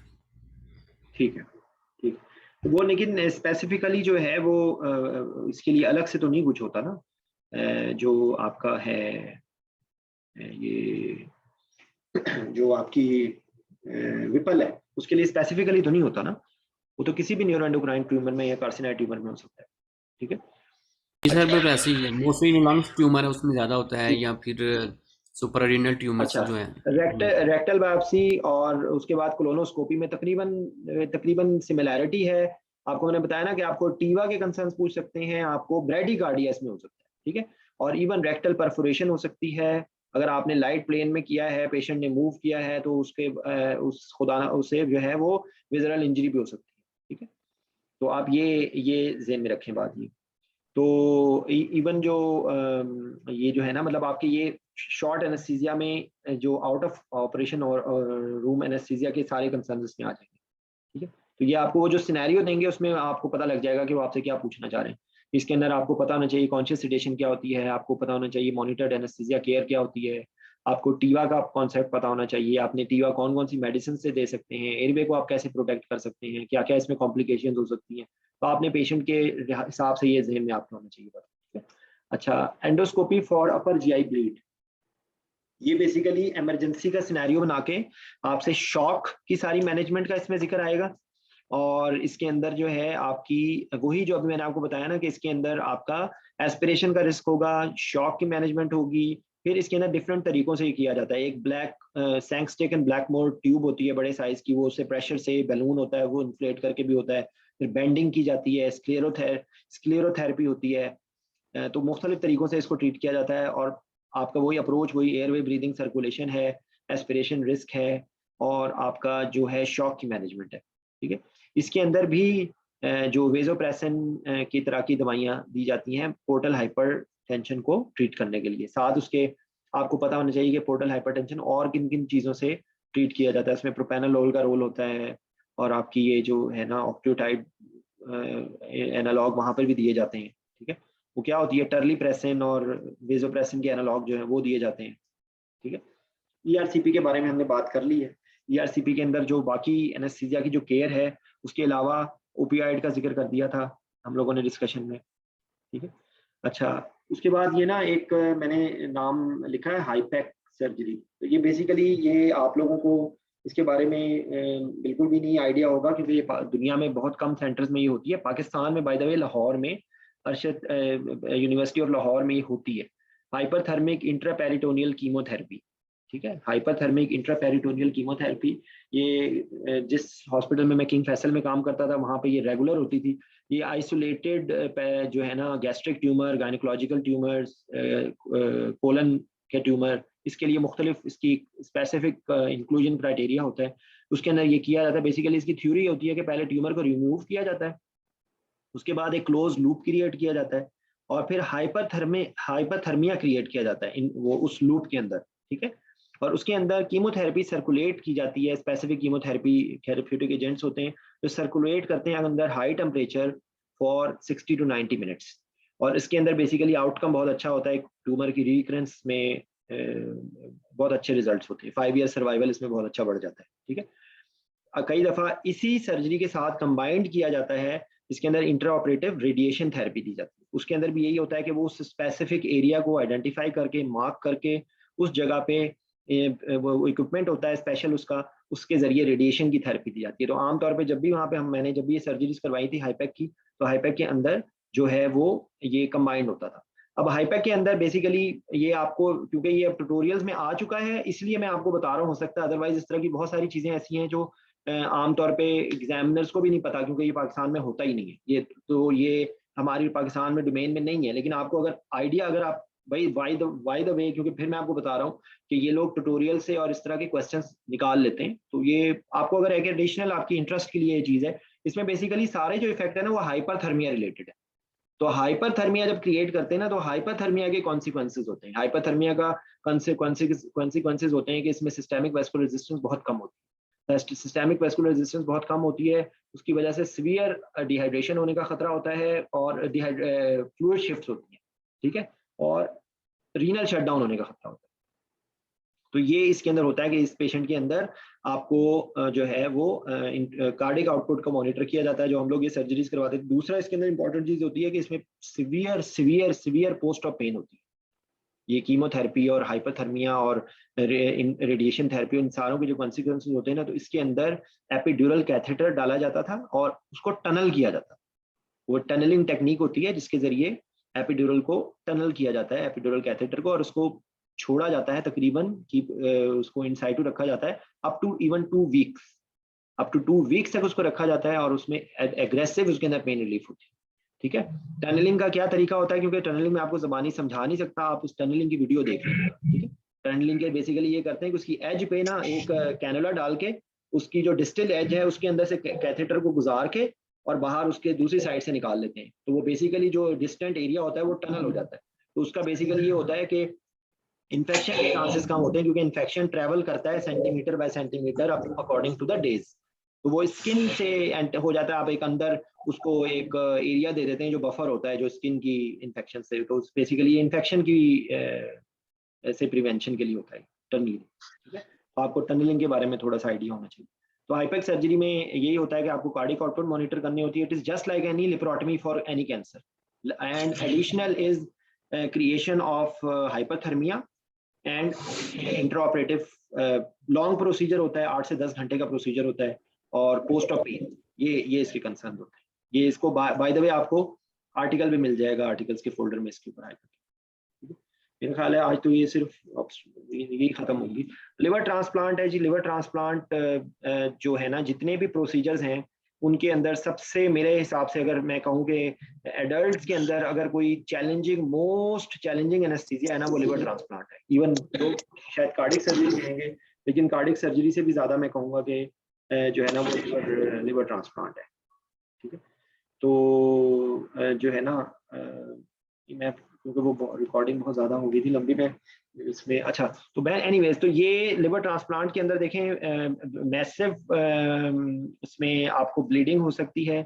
आपको ये ज़हन में रखना चाहिए कि ये पेशेंट जो एडल्ट में होता है और पीडियाट्रिक में भी होते हैं। जो पीडियाट्रिक के होते हैं वो यूजुअली जो हैं वो कंजेनिटल जो इनबॉर्न एरर्स ऑफ मेटाबॉलिज्म होते हैं, तो उनके अंदर ना एक्चुअली देखने में ये लगता है कि जो छोटा सा बच्चा है, 2 किलो का बच्चा है, 2.5 किलो का बच्चा है, उसमें आप लिवर ट्रांसप्लांट कर रहे हैं, तो अपेरेंटली ये बहुत खतरनाक लगता है, लेकिन एक्चुअली उसके अंदर एनेस्थीसिया बहुत आसान होता है, क्योंकि पेशेंट डिकम्पेंसेटेड नहीं होता।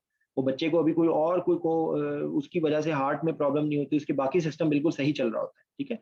तो उसके अंदर जो न्यूनेट के जो एनेस्थीसिया के जो इन कंसर्न हैं वो तो सारे होते हैं, लेकिन इसके अंदर अदरवाइज जो है ना वो एनेस्थीसिया का कंडक्ट बहुत सिंपल होता है। उसके अंदर उतना नहीं होता, आपको सारा केयर आपको केयर करनी होती है जो एक नॉर्मल आप न्यूनेटल सर्जरी में करते हैं, लेकिन क्योंकि इसमें लिवर के ट्रांसप्लांट में इशू ये होता है एडल्ट्स के अंदर कि in addition to whatever is happening surgically, वहां पर पेशेंट की जो डिकम्पेंसेशन की वजह से बहुत ज्यादा प्रॉब्लम्स होती है। एक्चुअली प्रॉब्लम जो होती है वो डिकम्पेंसेशन की वजह से होती है, उसमें हार्ट प्रॉब्लम्स भी होती हैं, रीनल फेलियर भी हो रहा होता है, यानी कि इतनी ज्यादा प्रॉब्लम्स मल्टीपल होती हैं, कोएगुलोपैथी भी चल रही होती है कि आपके पास आप ऑक्टोपस की तरह की कंडीशन होती है, और जो सडन ब्लीडिंग हो सकती है वो तो होती ही होती है। फिर जितना एनहेपेटिक फेज बेसिकली इसमें होता ही है कि पहले डायसेक्शन होती है फेज, डायसेक्शन फेज के अंदर डायसेक्ट किया जाता है और उसके बाद वो क्लैम्प करके वो एक वक्त आता है कि जब लिवर डीवैस्कुलराइज हो जाता है, सॉरी बॉडी जो है ना लिवर के बगैर होती है, तो उसको एनहेपेटिक फेज, पहले डायसेक्शन फेज होती है, फिर एनहेपेटिक फेज होती है, और फिर उसके बाद वो एनहेपेटिक फेज के अंदर वो जो डोनर का लिवर होता है वो उसको अटैच करके उसके एनास्मोसिस करते हैं, और फिर उसके बाद जो है वो परफ्यूजन की फेज होती है। जो परफ्यूजन करते हैं तो उस टाइम पे बहुत शदीद किस्म का मेटाबॉलिक रिस्पॉन्स आता है, जो कि टॉर्निके में भी आता है, लेकिन इसके अंदर बहुत ज्यादा होता है। इसमें इतना होता है कि कार्डियक अरेस्ट भी हो सकता है, ठीक है। और डायसेक्शन फेज में ब्लीडिंग होती है। डायसेक्शन फेज में यूजुअली जो है वो ज्यादा फ्लूइड नहीं दिया जाता, क्योंकि नहीं तो वो लिवर बहुत एनगॉर्ज हो जाता है और उससे ब्लीडिंग होने का ज्यादा खतरा होता है। एनहेपेटिक फेज के अंदर आपने सारी जो है ना चीजें उनको करेक्ट करना होता है, क्योंकि अगर आप एनहेपेटिक फेज में सारी चीजों को करेक्ट नहीं करेंगे तो जब लिवर को परफ्यूज करेंगे तो वो बहुत सीवियर रिस्पॉन्स आएगा। तो इसलिए एनहेपेटिक फेज में सारे इलेक्ट्रोलाइट इम्बैलेंस, सारा एनीमिया, हर चीज को करेक्ट किया जाता है, ताकि जब वो परफ्यूज हो लिवर, क्योंकि लिवर जो हुआ है वो इटसेल्फ तकरीबन 1000 ml तक वो ब्लड को, क्योंकि इसमें ब्लड फ्लो कितना होता है लिवर का, सबसे ज्यादा बॉडी का जो है ना वो कार्डियक आउटपुट का portion 20% of cardiac output, more than 1 litre blood flow होता है, ठीक है। तो इसलिए इसकी जो प्रिपरेशन होती है उसके अंदर इन्वेसिव लाइंस ली जाती हैं, आर्टीरियल लाइन, सेंट्रल लाइन, आपको उसमें वेस्कुलर शीट्स लेनी होती हैं, कार्डियक आउटपुट आप मॉनिटर करेंगे।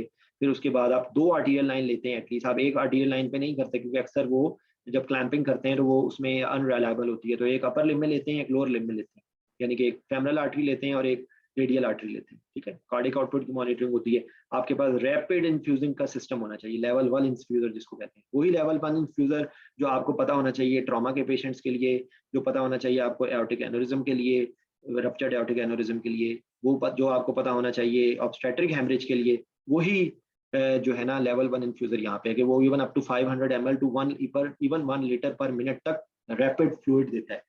प्लस इसके अंदर सारे इलेक्ट्रोलाइट के इम्बैलेंस हो सकते हैं, हाइपोकैल्सीमिया हो सकता है, हाइपरकैलीमिया हो सकता है, जो मैसिव ब्लड ट्रांसफ्यूजन की सारी कॉम्प्लिकेशंस है वो सब आ जाएंगी लिवर ट्रांसप्लांट के अंदर। जो फ्लूइड की शिफ्ट होती हैं वो सारी मैक्सिमम आ जाएंगी।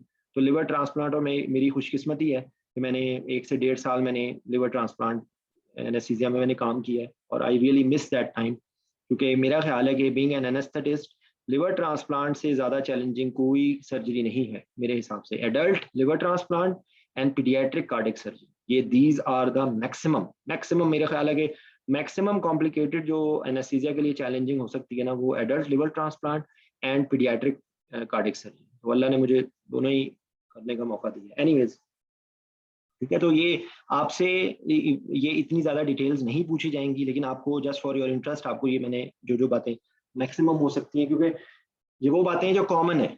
अगर ब्लीडिंग सडन, अगर इवन रिसेक्शन के अंदर भी आप सारी बातें बता सकते हैं कि इसके अंदर सडन ब्लीडिंग हो सकती है, इलेक्ट्रोलाइट इम्बैलेंस हो सकता है, लिवर डिसफंक्शन हो सकता है, डिपेंड करता है कि हेपेटिक रिसेक्शन किसके लिए हो रही है, ठीक है। अच्छा जनाब, उसके बाद जो है ना चंद एब्डोमिनल सर्जरीज रह गई हैं जिसमें ये बेसिकली देखें, ये पेंक्रियाज का भी ट्रांसप्लांट होता है डायबिटीज के अंदर, वो सारे कंसर्न वही हैं। ट्रांसप्लांट कोई भी होता है ना, तो उसमें आपको जहन में ही रखना चाहिए कि एक तो पेशेंट डिकम्पेंसेटेड होगा और पोस्ट ऑपरेटिवली उसके अंदर जो है ना वो इम्यूनोसप्रेसेंट दिए जाएंगे। तो आपको वो पोस्ट ऑपरेटिव केयर के अंदर जो है ना इवन इंट्रा ऑपरेटिवली दी जाती है जो है ना इम्यूनोसप्रेसेंट, ठीक है। तो उसी तरीके से जो लिवर की एक सर्जरी होती है ट्रांसजुगुलर इंट्राहेपेटिक पोर्टोसिस्टेमिक शंट, ये भी जो है ना बेसिकली हेपेटोसेलुलर कार्सिनोमा में किया जाता है और इसके अंदर ब्लीडिंग हो सकती है। बेसिकली रेडियोलॉजिकल प्रोसीजर होता है लेकिन इसके अंदर ब्लीडिंग हो सकती है, रप्चर भी हो सकता है, ठीक है। तो उसके बाद कुछ बेरियाटिक सर्जरीज हैं, उनमें से बहुत सारी तो हम जिक्र कर चुके हैं। स्लीव गैस्ट्रेक्टमी होती है। सर प्रोस्टेट हो गया डिस्कस? नहीं अभी नहीं हुआ, मैं आ रहा हूँ उस पर। Sleeve gastrectomy, gastric bypass, gastric banding. अच्छा, फिर एक छोटा सा प्रोसीजर होता है एंडोस्कोपिक होता है, वो होता है इंट्रागैस्ट्रिक बैलून इंसर्शन, ठीक है। ये भी बेसिकली बेरियाटिक जो पेशेंट्स होते हैं ना, जो मैसिवली ओबीज पेशेंट होते हैं, तो उसकी बेरियाटिक सर्जरी से पहले जो है ना वो एक ट्राई किया जाता है जिसमें एक बैलून रखा जाता है एंडोस्कोपिकली। तो basically it is for you just like any endoscopy. तो एंडोस्कोपी करके वो आप उसमें आमतौर पे वो मॉनिटर्ड एनेस्थीसिया केयर में होती है, ये भी आप उसको सिडेट करके और आप उसके अंदर आपने एस्पिरेशन करे होता है सारी चीज़ें, क्योंकि बेसिकली वो एंडोस्कोपिक होता है तो वो सक्शन कर लेते हैं और आप थोड़ा सा उसमें पोजीशन आप ऐसे बना लें कि उसके अंदर आप कर सकते हैं और बैलून को इन्फ्लेट करते हैं फ्लूइड के जरिए, ठीक है। इसी तरीके से रिमूवल का होता है। अच्छा, फिर उसके बाद ना आजकल एक कॉन्सेप्ट है नेचुरल ऑरिफिसिस सर्जरी का। तो नेचुरल ऑरिफिसिस सर्जरी उसके अंदर कोई कट होता ही नहीं है, यानी कि अगर उन्होंने कोलिस्टेक्टमी करनी है या करनी है तो वो नेचुरल वेजाइना के जरिए या ओरल कैविटी के जरिए। तो ये कॉन्सेप्ट है, या सिर्फ आपको एक नाम इंटरेस्ट के लिए मैंने बता दिया। अच्छा, उसके बाद जो कुछ सर्जरीज रह गई हैं उनमें एक हेमरेडेक्टमी है। हेमरेडेक्टमी में एनेस्थीसिया के कंसर्न क्या है, आप शॉर्ट प्रोसीजर होता है, आप जो है ना इसको सैडल ब्लॉक में इसमें सैक्रल एरिया की चाहिए होती है, लेकिन इसके अंदर वही आप ध्यान में रखें कि इट कैन बिकम कॉम्प्लिकेटेड, यहाँ पे ब्लीडिंग भी हो सकती है। और ये इसके अंदर भी अगर आपका लेवल ऑफ एनेस्थीसिया सही नहीं है, आपने सही ब्लॉक नहीं किया, अगर आप जीए में करवा रहे हैं, आप एलएमए में करवा रहे हैं और आपका लेवल ऑफ एनेस्थीसिया सही नहीं है, तो इसमें सीवियर ब्रेडिकार्डिया होने के चांसेस हैं। इवन अगर आपने स्पाइनल सर बहुत ज्यादा पेशेंट जो हैं वो अनीमिक होते हैं, एनीमिया आपने जरूर चेक एनीमिया हो सकता है। हेमराइड मतलब बेसिकली आपने ये ध्यान में रखना है कि हेमराइड जहां पर भी वेगल स्टिमुलेशन है ना, वहां पे ब्रेडिकार्डिया, और जब ब्लीडिंग जहां पर कोई भी वेस्कुलर इन्वॉल्वमेंट है तो उसके अंदर एनीमिया हो सकता है, ठीक। अच्छा, उसके बाद एक दो और रह गई हैं, वो फीडिंग जेजुनोस्टमी या गैस्ट्रोस्टमी होती है। ये बेसिकली बेड रिडन पेशेंट्स में भी की जाती है, जो पेलिएटिव केयर के पेशेंट्स होते हैं उनमें भी की जाती है, या ऐसे जो न्यूरोलॉजिकल इंजरीज होती हैं, सेरेब्रल पाल्सी के पेशेंट होते हैं, या किसी को कोई ऐसी प्रॉब्लम है, गैस्ट्रोइंटेस्टाइनल प्रॉब्लम है, उसके अंदर डायरेक्टली जो है ना फीडिंग जेजुनोस्टमी या गैस्ट्रोस्टमी किया जाता है, या ओपन किया जाता है, लैप्रोस्कोपिक की जाती है, ठीक है। अच्छा, फिर उसके बाद एक और एब्डोमिनल सर्जरी है जो कि बहुत कॉम्प्लिकेटेड है, होती वो लैप्रोस्कोपिक भी की जाती है, ओपन भी की जाती है, वो है फियोक्रोमोसाइटोमा, ठीक है।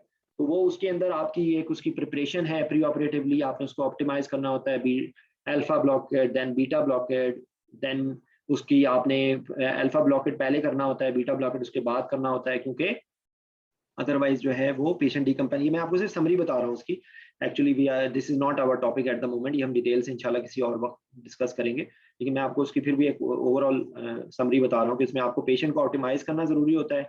आप देखेंगे कि अल्फा ब्लॉकेट हो गई है, फिर आप उसकी बीटा ब्लॉकेट स्टार्ट करेंगे। अगर आप पहले ही शुरू कर देंगे बीटा ब्लॉकेट अल्फा ब्लॉकेट से पहले, तो पेशेंट हार्ट फेलियर में चला जाएगा, क्योंकि वेजो कंस्ट्रिक्शन बहुत ज्यादा है और आपने हार्ट को भी ब्लॉक कर दिया बीटा ब्लॉकर देके, तो पेशेंट हार्ट फेलियर में चला जाएगा, ठीक है।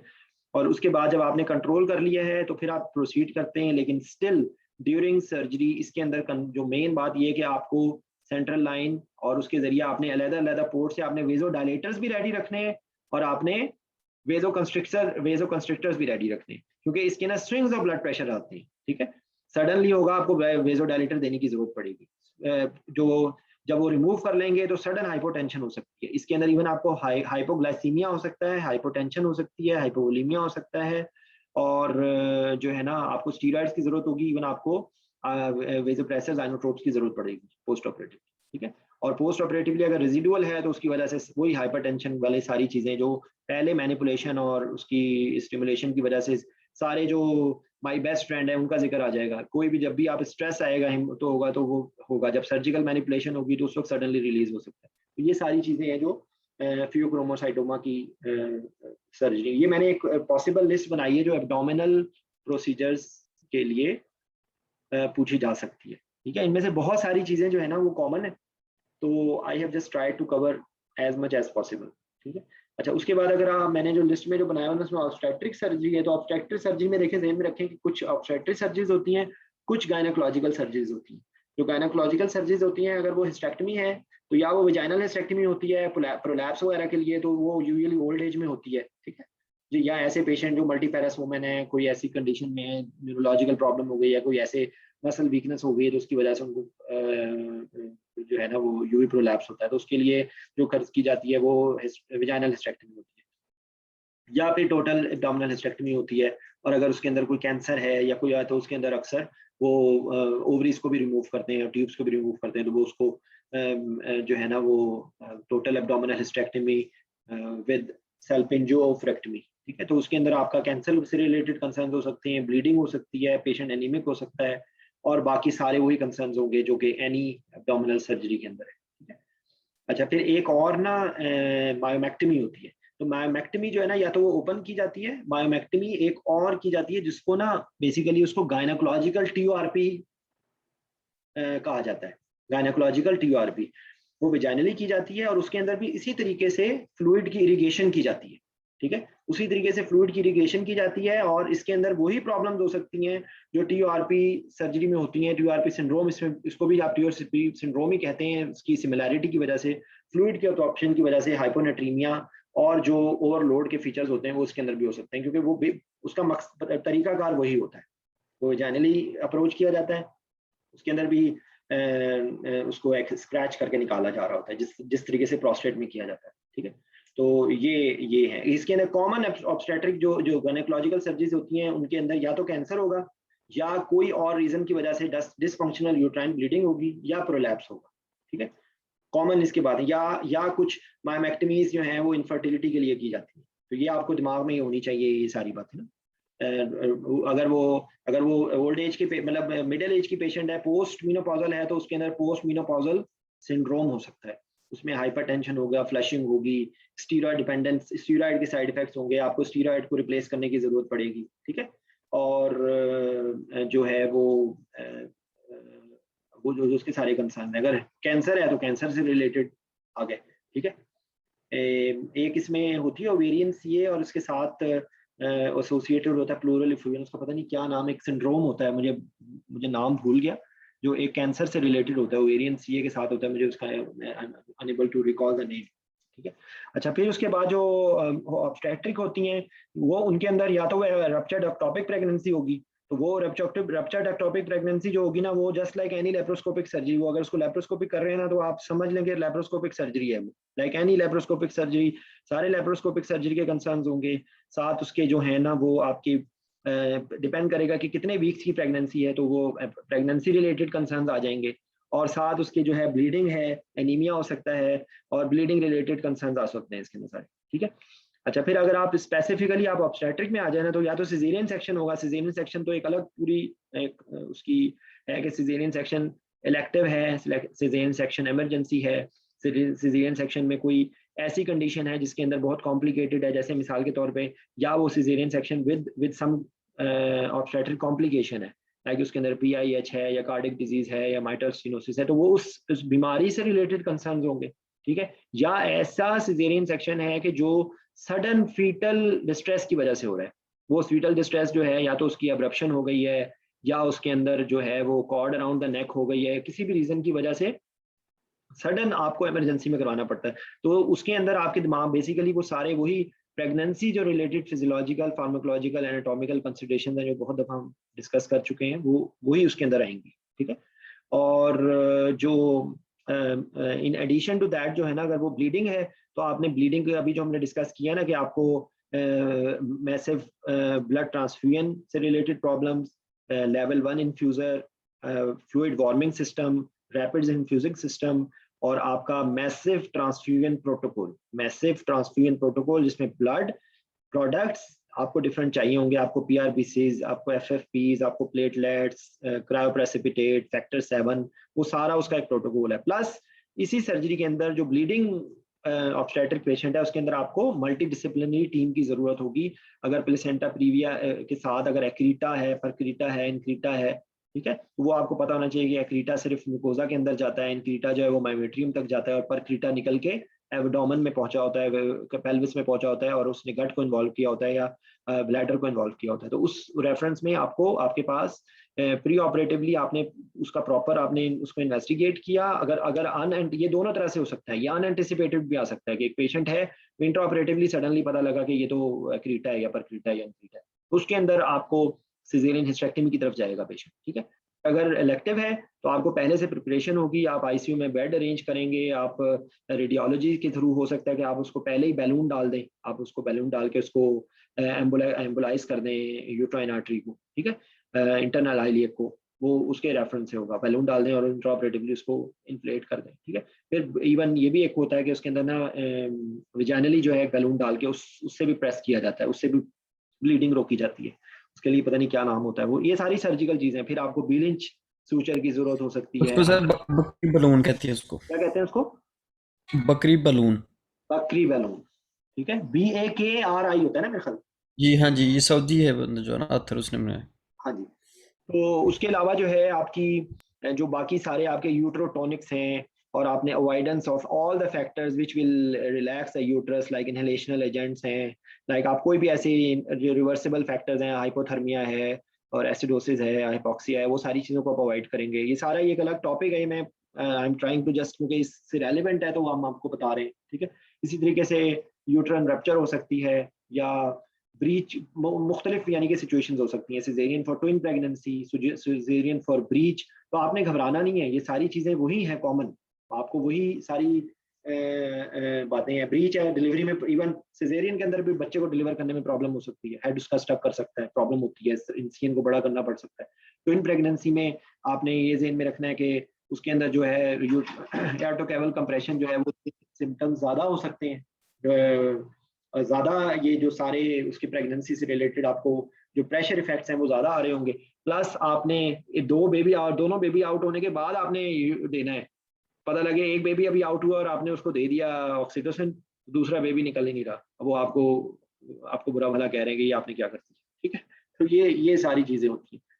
तो ये सिजेरियन से रेफरेंस है, सिजेरियन हिस्टेक्टमी है, bleeding bleeding bleeding bleeding bleeding bleeding, ये मैं वही लफ्ज है, ये सारी जगह कॉमन है बातें, चाहे ब्लीडिंग, चाहे वो ऑब्स्टेट्रिक है, चाहे वो कोई ट्रॉमा है, चाहे वो बाकी जो हम लोगों ने लिवर का है, वो कई सारी उसके अंदर कॉमन कंसर्न होंगे, ठीक है।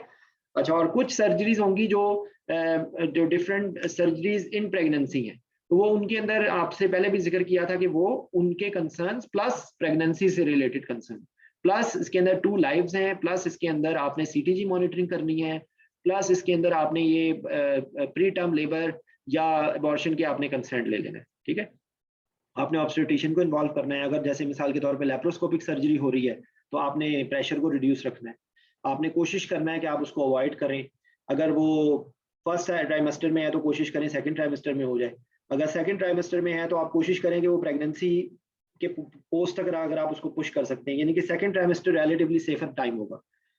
थर्ड ट्राइमेस्टर में अगर कर रहे हैं या फर्स्ट ट्राइमेस्टर में कर रहे हैं तो ज़्यादा प्रॉब्लम हो सकती है, फर्स्ट ट्राइमेस्टर में कर रहे हैं तो उसमें जो है वो ट्रेटोजेनिक इफेक्ट्स हो सकते हैं, अबॉर्शन हो सकती है, और अगर थर्ड ट्राइमेस्टर में कर रहे हैं तो प्री टर्म लेबर होने के ज़्यादा चांसेस हैं, ठीक है। तो ये आपके प्रेगनेंसी के अंदर कोई भी सर्जरी, अगर माइटल स्टेनोसिस इन प्रेगनेंसी आ गया है तो सारे माइटल स्टेनोसिस से रिलेटेड कंसर्न्स हैं और प्रेगनेंसी से रिलेटेड कंसर्न्स हैं, वो हम यहाँ पे इस वक्त नहीं डिस्कस कर रहे, ठीक है। अच्छा, उसके अलावा कुछ सर्जरीज और होती हैं, जो एक मैकडोनल्ड स्टिच होता है जो सर्वाइकल इनकॉम्पिटेंस के लिए किया जाता है, इसके बारे में वो आपसे पूछ सकते हैं। तो उसमें यही है कि आप वो डिपेंड करेगा कितने वीक्स पे कर रहे हैं, तो आप प्रेगनेंसी रिलेटेड कंसर्न्स जो हैं वो आप ज़हन में रखें उस वीक ऑफ प्रेगनेंसी के रेफरेंस से, ठीक है। प्लस ये है कि आप इसमें आप रीजनल में भी करवा सकते हैं, ठीक है, और आपने डीप प्लेन में अच्छे प्लेन में आपने एनेस्थीसिया उसको करना है, और वही जो कंसर्न है कि आप इसके अंदर अबॉर्शन होने के चांसेस। सर सैडल में हो सकता है मैकडोनल्ड स्टिच? सर्वाइकल नहीं हो सकता। नहीं जी, स्पाइनल कराती है जीए में, सर्वाइकल में उसमें स्ट्रेचिंग होती है और कोशिश करना होता है कि पेन को कोई पेशेंट को स्टिमुलस कोई ना मिले जो नहीं, है ये बात नहीं है, ये बात नहीं है इसका आंसर, इसलिए आपका बात ठीक है, लेकिन इसका आंसर ये नहीं है। ये इसके अंदर सिर्फ जो होता है, ये सैक्रल सेगमेंट तो नहीं होते ना, सर्विक्स की सप्लाई T10 से होती है। हाँ, सर्विक्स की सप्लाई नहीं तो करेगा। सर्विक्स की सप्लाई तो T10 से आती है, इसलिए उसमें आपकी वेगल स्टिमुलेशन हो सकती है, and it is not covered by saddle. Saddle से कवर नहीं करेगा। अच्छा, उसके बाद एक दो चीजें रह गई हैं, एक जो है ना लेकिन IUD जी सर आप बिल्कुल ठीक कह रहे हैं, लेकिन इंटरेस्टिंगली मैंने मल्टीपल टाइम्स करवाए हैं यार। देखें, I am really sorry sir, वैसे मैंने ये आउट ऑफ वो क्वेश्चन पूछा आपसे। नहीं, वो आप सही कह रहे हैं, लेकिन मैं आपको बता रहा हूँ प्रैक्टिकली और बात होती है और थ्योरेटिकली और बात होती है। प्रैक्टिकली तो मुझे पता नहीं तीसरे चौथे साल जाके पता लगा कि TURP के लिए एनेस्थीसिया आपको T10 का चाहिए होता है, लेकिन हम करवाते हैं ना, सैडल में पूरी दुनिया कराती है ना, लेकिन वो आपको एग्जाम में नहीं बताना, एग्जाम में आपने उसको T10 का लेवल बताना है, ठीक है। ये इसी तरीके से ये सर्जरी के लिए भी आपने एक लम्हे के लिए, मेरी जो नुसरत बाजी है ना, वो उनको बहुत ज़बरदस्ती बाय फोर्स हमने रोकना पड़ा, क्योंकि वो अपने काम की इतना ज़्यादा इन्वॉल्व होती हैं कि वो वाइवे के अंदर 2 महीने के बाद अब उन्होंने अपने पर्सनल एक्सपीरियंसेस बताने छोड़े हैं। मैंने उनसे हाथ जोड़ के रिक्वेस्ट किया, तब उन्होंने रोका है। तो आपसे भी मेरी हाथ जोड़ के रिक्वेस्ट है कि वहाँ पर पर्सनल एक्सपीरियंसेस नहीं है। मैं आप वैसे मैं भी खुद भी ऐसे काम में करता हूँ कि जो अगर मैं एग्जाम में बता दूं तो वो मुझे मेरी डिग्री शायद कैंसिल कर दें कि तुम्हारे तो FCPS ही हम कैंसिल कर रहे हैं। लेकिन वो प्रैक्टिकल आप जो मर्जी करें, once you get the degree you do whatever you want to do, but never mention such things in exam, ठीक है। तो I hope you understand my point. तो इस तरह की बातों से बहुत डरना है वहां पर। ये इसमें बहुत बड़े बड़े जोक्स मशहूर हैं। वो एक खान साहब थे, वो सिर्फ वो करवाते थे उस पे सॉसीगॉन पे, तो उनको किसी ने कह के भेजा था कि जो आप करते हैं ना वो बताना है। वो उनका एनेस्थीसिया था ही केटामीन और सॉसीगॉन से। वो उनको कोई किसी ने एग्जामिनर ने पूछना चाहा कि भाई डिफिकल्ट इंट्यूबेशन हो सकती है, उन्होंने कहा नहीं सर मैं ट्यूब डाल लूंगा, आप ट्यूब की फिक्र ना करें सर, मैं ट्यूब डाल लूंगा। वो उसने पूछना था डिफिकल्ट इंट्यूबेशन, उसने कहा नहीं सर ट्यूब का कोई मसला नहीं, ट्यूब में डाल लूंगा। तो इस तरह के जोक्स हो जाते हैं बहुत सारे। तो I hope you understand my point, ठीक है। अच्छा, उसके बाद एक IUD है, ठीक है। IUD अगर हो गई है ना, तो in addition to any other thing, एक तो ये कि IUD यूजुअली जो है वो उसको डिलीवर करने की कोशिश करते हैं नॉर्मल, क्योंकि अब बच्चा तो एक्सपायर हो गया, तो आप वो किसी तरीके से वो आप उसको निकालने की कोशिश करते हैं। लेकिन IUD के अंदर कुछ कंडीशन में ऐसा है कि जब बच्चा डिलीवर नहीं हो सकता, प्रीवियस सर्जरीज हुई हैं या कोई ऐसी पोजीशन है कि बच्चा नहीं डिलीवर हो रहा, तो आपको फिर ओपन करना पड़ता है। तो it is like just like caesarean section, लेकिन इसके अंदर ज़हन में रखें कि इसके अंदर अगर ज़्यादा ड्यूरेशन हो गया है तो इसके अंदर सेप्सिस होने के चांसेस, ठीक है। तो आपने सेप्सिस के कंसर्न्स अपने दिमाग में रखने हैं IUD के अंदर। और दूसरे पेशेंट को बहुत ज़्यादा साइकोलॉजिकली डिस्टर्ब हो, तो वो आपके लिए ये एक इंट्राऑपरेटिवली एक कंसर्न है, ठीक है। तो ये ऑब्स्टेट्रिक सर्जरी के अंदर हाँ, फिर एक और होता है इन्वर्टेड यूट्रस। बहुत ज़्यादा कॉन्ट्रैक्शन, बहुत ज़्यादा वो यूज़ किए हैं, तो वो यूट्रस इन्वर्ट हो गई है, तो अब उसको आपने रिलैक्स करने के लिए है ना एनेस्थीसिया। तो अब उसके अंदर आप जो है वो आपको, क्योंकि बहुत शॉर्ट सा प्रोसीजर है, एस्पिरेशन का भी रिस्क है, आप बेहतर है आप इसके अंदर ऐसा एनेस्थीसिया, ऐसी चीज़ देंगे कि जिससे सडन रिलैक्सेशन हो। तो वो बेसिकली आप उसको इंट्यूबेट करके आप उसको अगर इनहेलेशनल एजेंट्स देखते हैं ना, तो वो उससे वो रिलैक्स हो जाती है यूट्रस। ये ऑप्शन है। दूसरे फिर आप स्पाइनल में भी करवा सकते हैं, ठीक है। स्पाइनल में भी आप करवा सकते हैं, लेकिन स्पाइनल में ये इफेक्ट उतना अच्छा नहीं आएगा जितना GA में आएगा, क्योंकि GA में इटसेल्फ वो एजेंट जो है वो यूट्राइन को रिलैक्स कर रहा है, यूट्रस को रिलैक्स कर रहा है। तो इसमें ज़्यादा बेहतर आंसर यही है कि आप उसको, और आपने इसमें LMA नहीं करवाना, क्योंकि ये पेशेंट प्रेग्नेंट पेशेंट है, तो इसके अंदर एस्पिरेशन का रिस्क है। अभी डिलीवरी हुई है ना, तो ये है। इसी से ही मिलता जुलता एक सिनेरियो होता है रिटेन्ड प्लेसेंटा। तो रिटेन्ड प्लेसेंटा के अंदर बाकी चीज़ों के साथ साथ आप ज़हन में रखें लिथोटमी। अच्छा, ये जितने प्रोसीजर्स हैं ना, ये लिथोटमी के कंसर्न्स आ जाएंगे, लिथोटमी कंसर्न्स आ जाएंगे, प्रेगनेंसी के कंसर्न्स आ जाएंगे। तो ये जो है ना रिटेन प्लेसेंटा के अंदर ज़हन में रखें, ये पेशेंट ब्लीडिंग का कंसिडर करना है। हो सकता है इसकी बहुत ज़्यादा ब्लीडिंग हो रही हो सकता है ये पेशेंट शॉक में हो। तो आपने इसके अंदर कोशिश है कि आप देखें कि आप इवेलुएट करें, और बेहतर है कि आप उसको इसका भी लिए भी आप GA का नाम लें, ठीक है। क्योंकि इसके अंदर भी अगर आप वो शॉक में है पेशेंट, आप कह सकते हैं कि स्पाइनल इज नॉट कॉन्ट्राइंडिकेटेड, आप स्पाइनल लगा सकते हैं, देयर इज नो प्रॉब्लम। लेकिन आपने ये ज़हन में रखना है कि अगर पेशेंट को ब्लीडिंग बहुत ज़्यादा हुई है और पेशेंट की हीमोडायनामिक्स सही नहीं है तो it is better to give general anaesthesia. ठीक है। अच्छा, अभी तक की डिस्कशन में कोई क्वेश्चन तो नहीं है?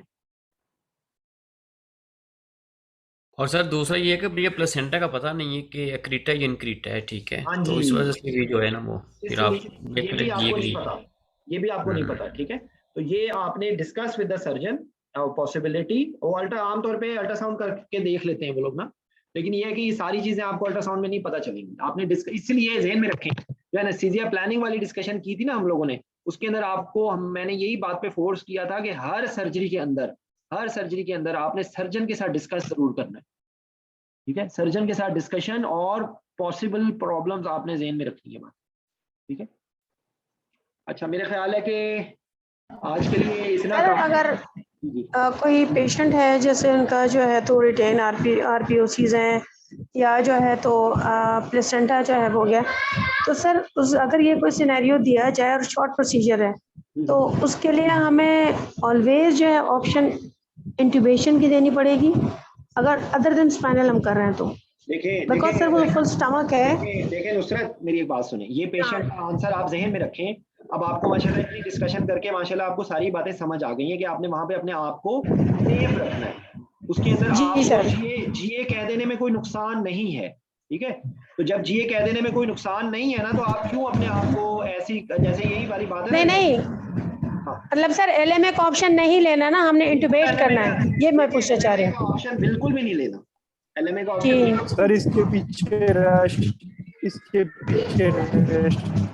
ये है कि आफ्टर डिलीवरी आपकी जो गैस्ट्रोइंटेस्टाइनल मोटिलिटी है वो नॉर्मलाइज होती है।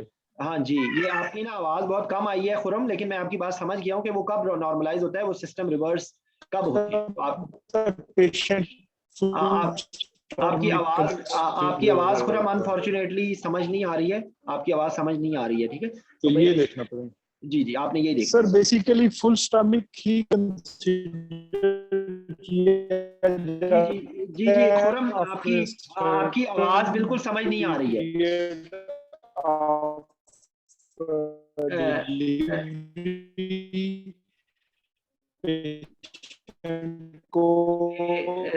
कोई मैसेज कर दे खुरम को प्लीज। खुरम, आपकी आवाज नहीं आ रही है। ठीक है, तो ये 1 वीक तक उसकी खुरम आपका इंटरनेट बहुत अनस्टेबल है, आपकी आवाज नहीं आ रही है। ठीक है, आपकी आवाज ब्रेक हो रही है, डिस्टॉर्टेशन हो रही है। आप लिख के बता दें। ठीक है, तो ये सारी बातें थी। अब असल में बोल बोल के ना मेरा स्टेमिना काफी कम हो गया। कुछ एक सिटिंग और करनी पड़ेगी मेरे ख्याल से।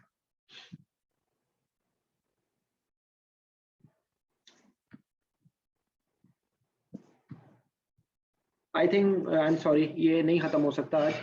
We will continue our discussion from here on. ठीक है, तो आप लोगों को समझ आई है बात, मेरा कंसर्न समझ आया है? सारा ये आपको जी सर में आपको इंशाल्लाह इसका बहुत फायदा होगा। और जो जूनियर्स हैं please make your reflexes like that.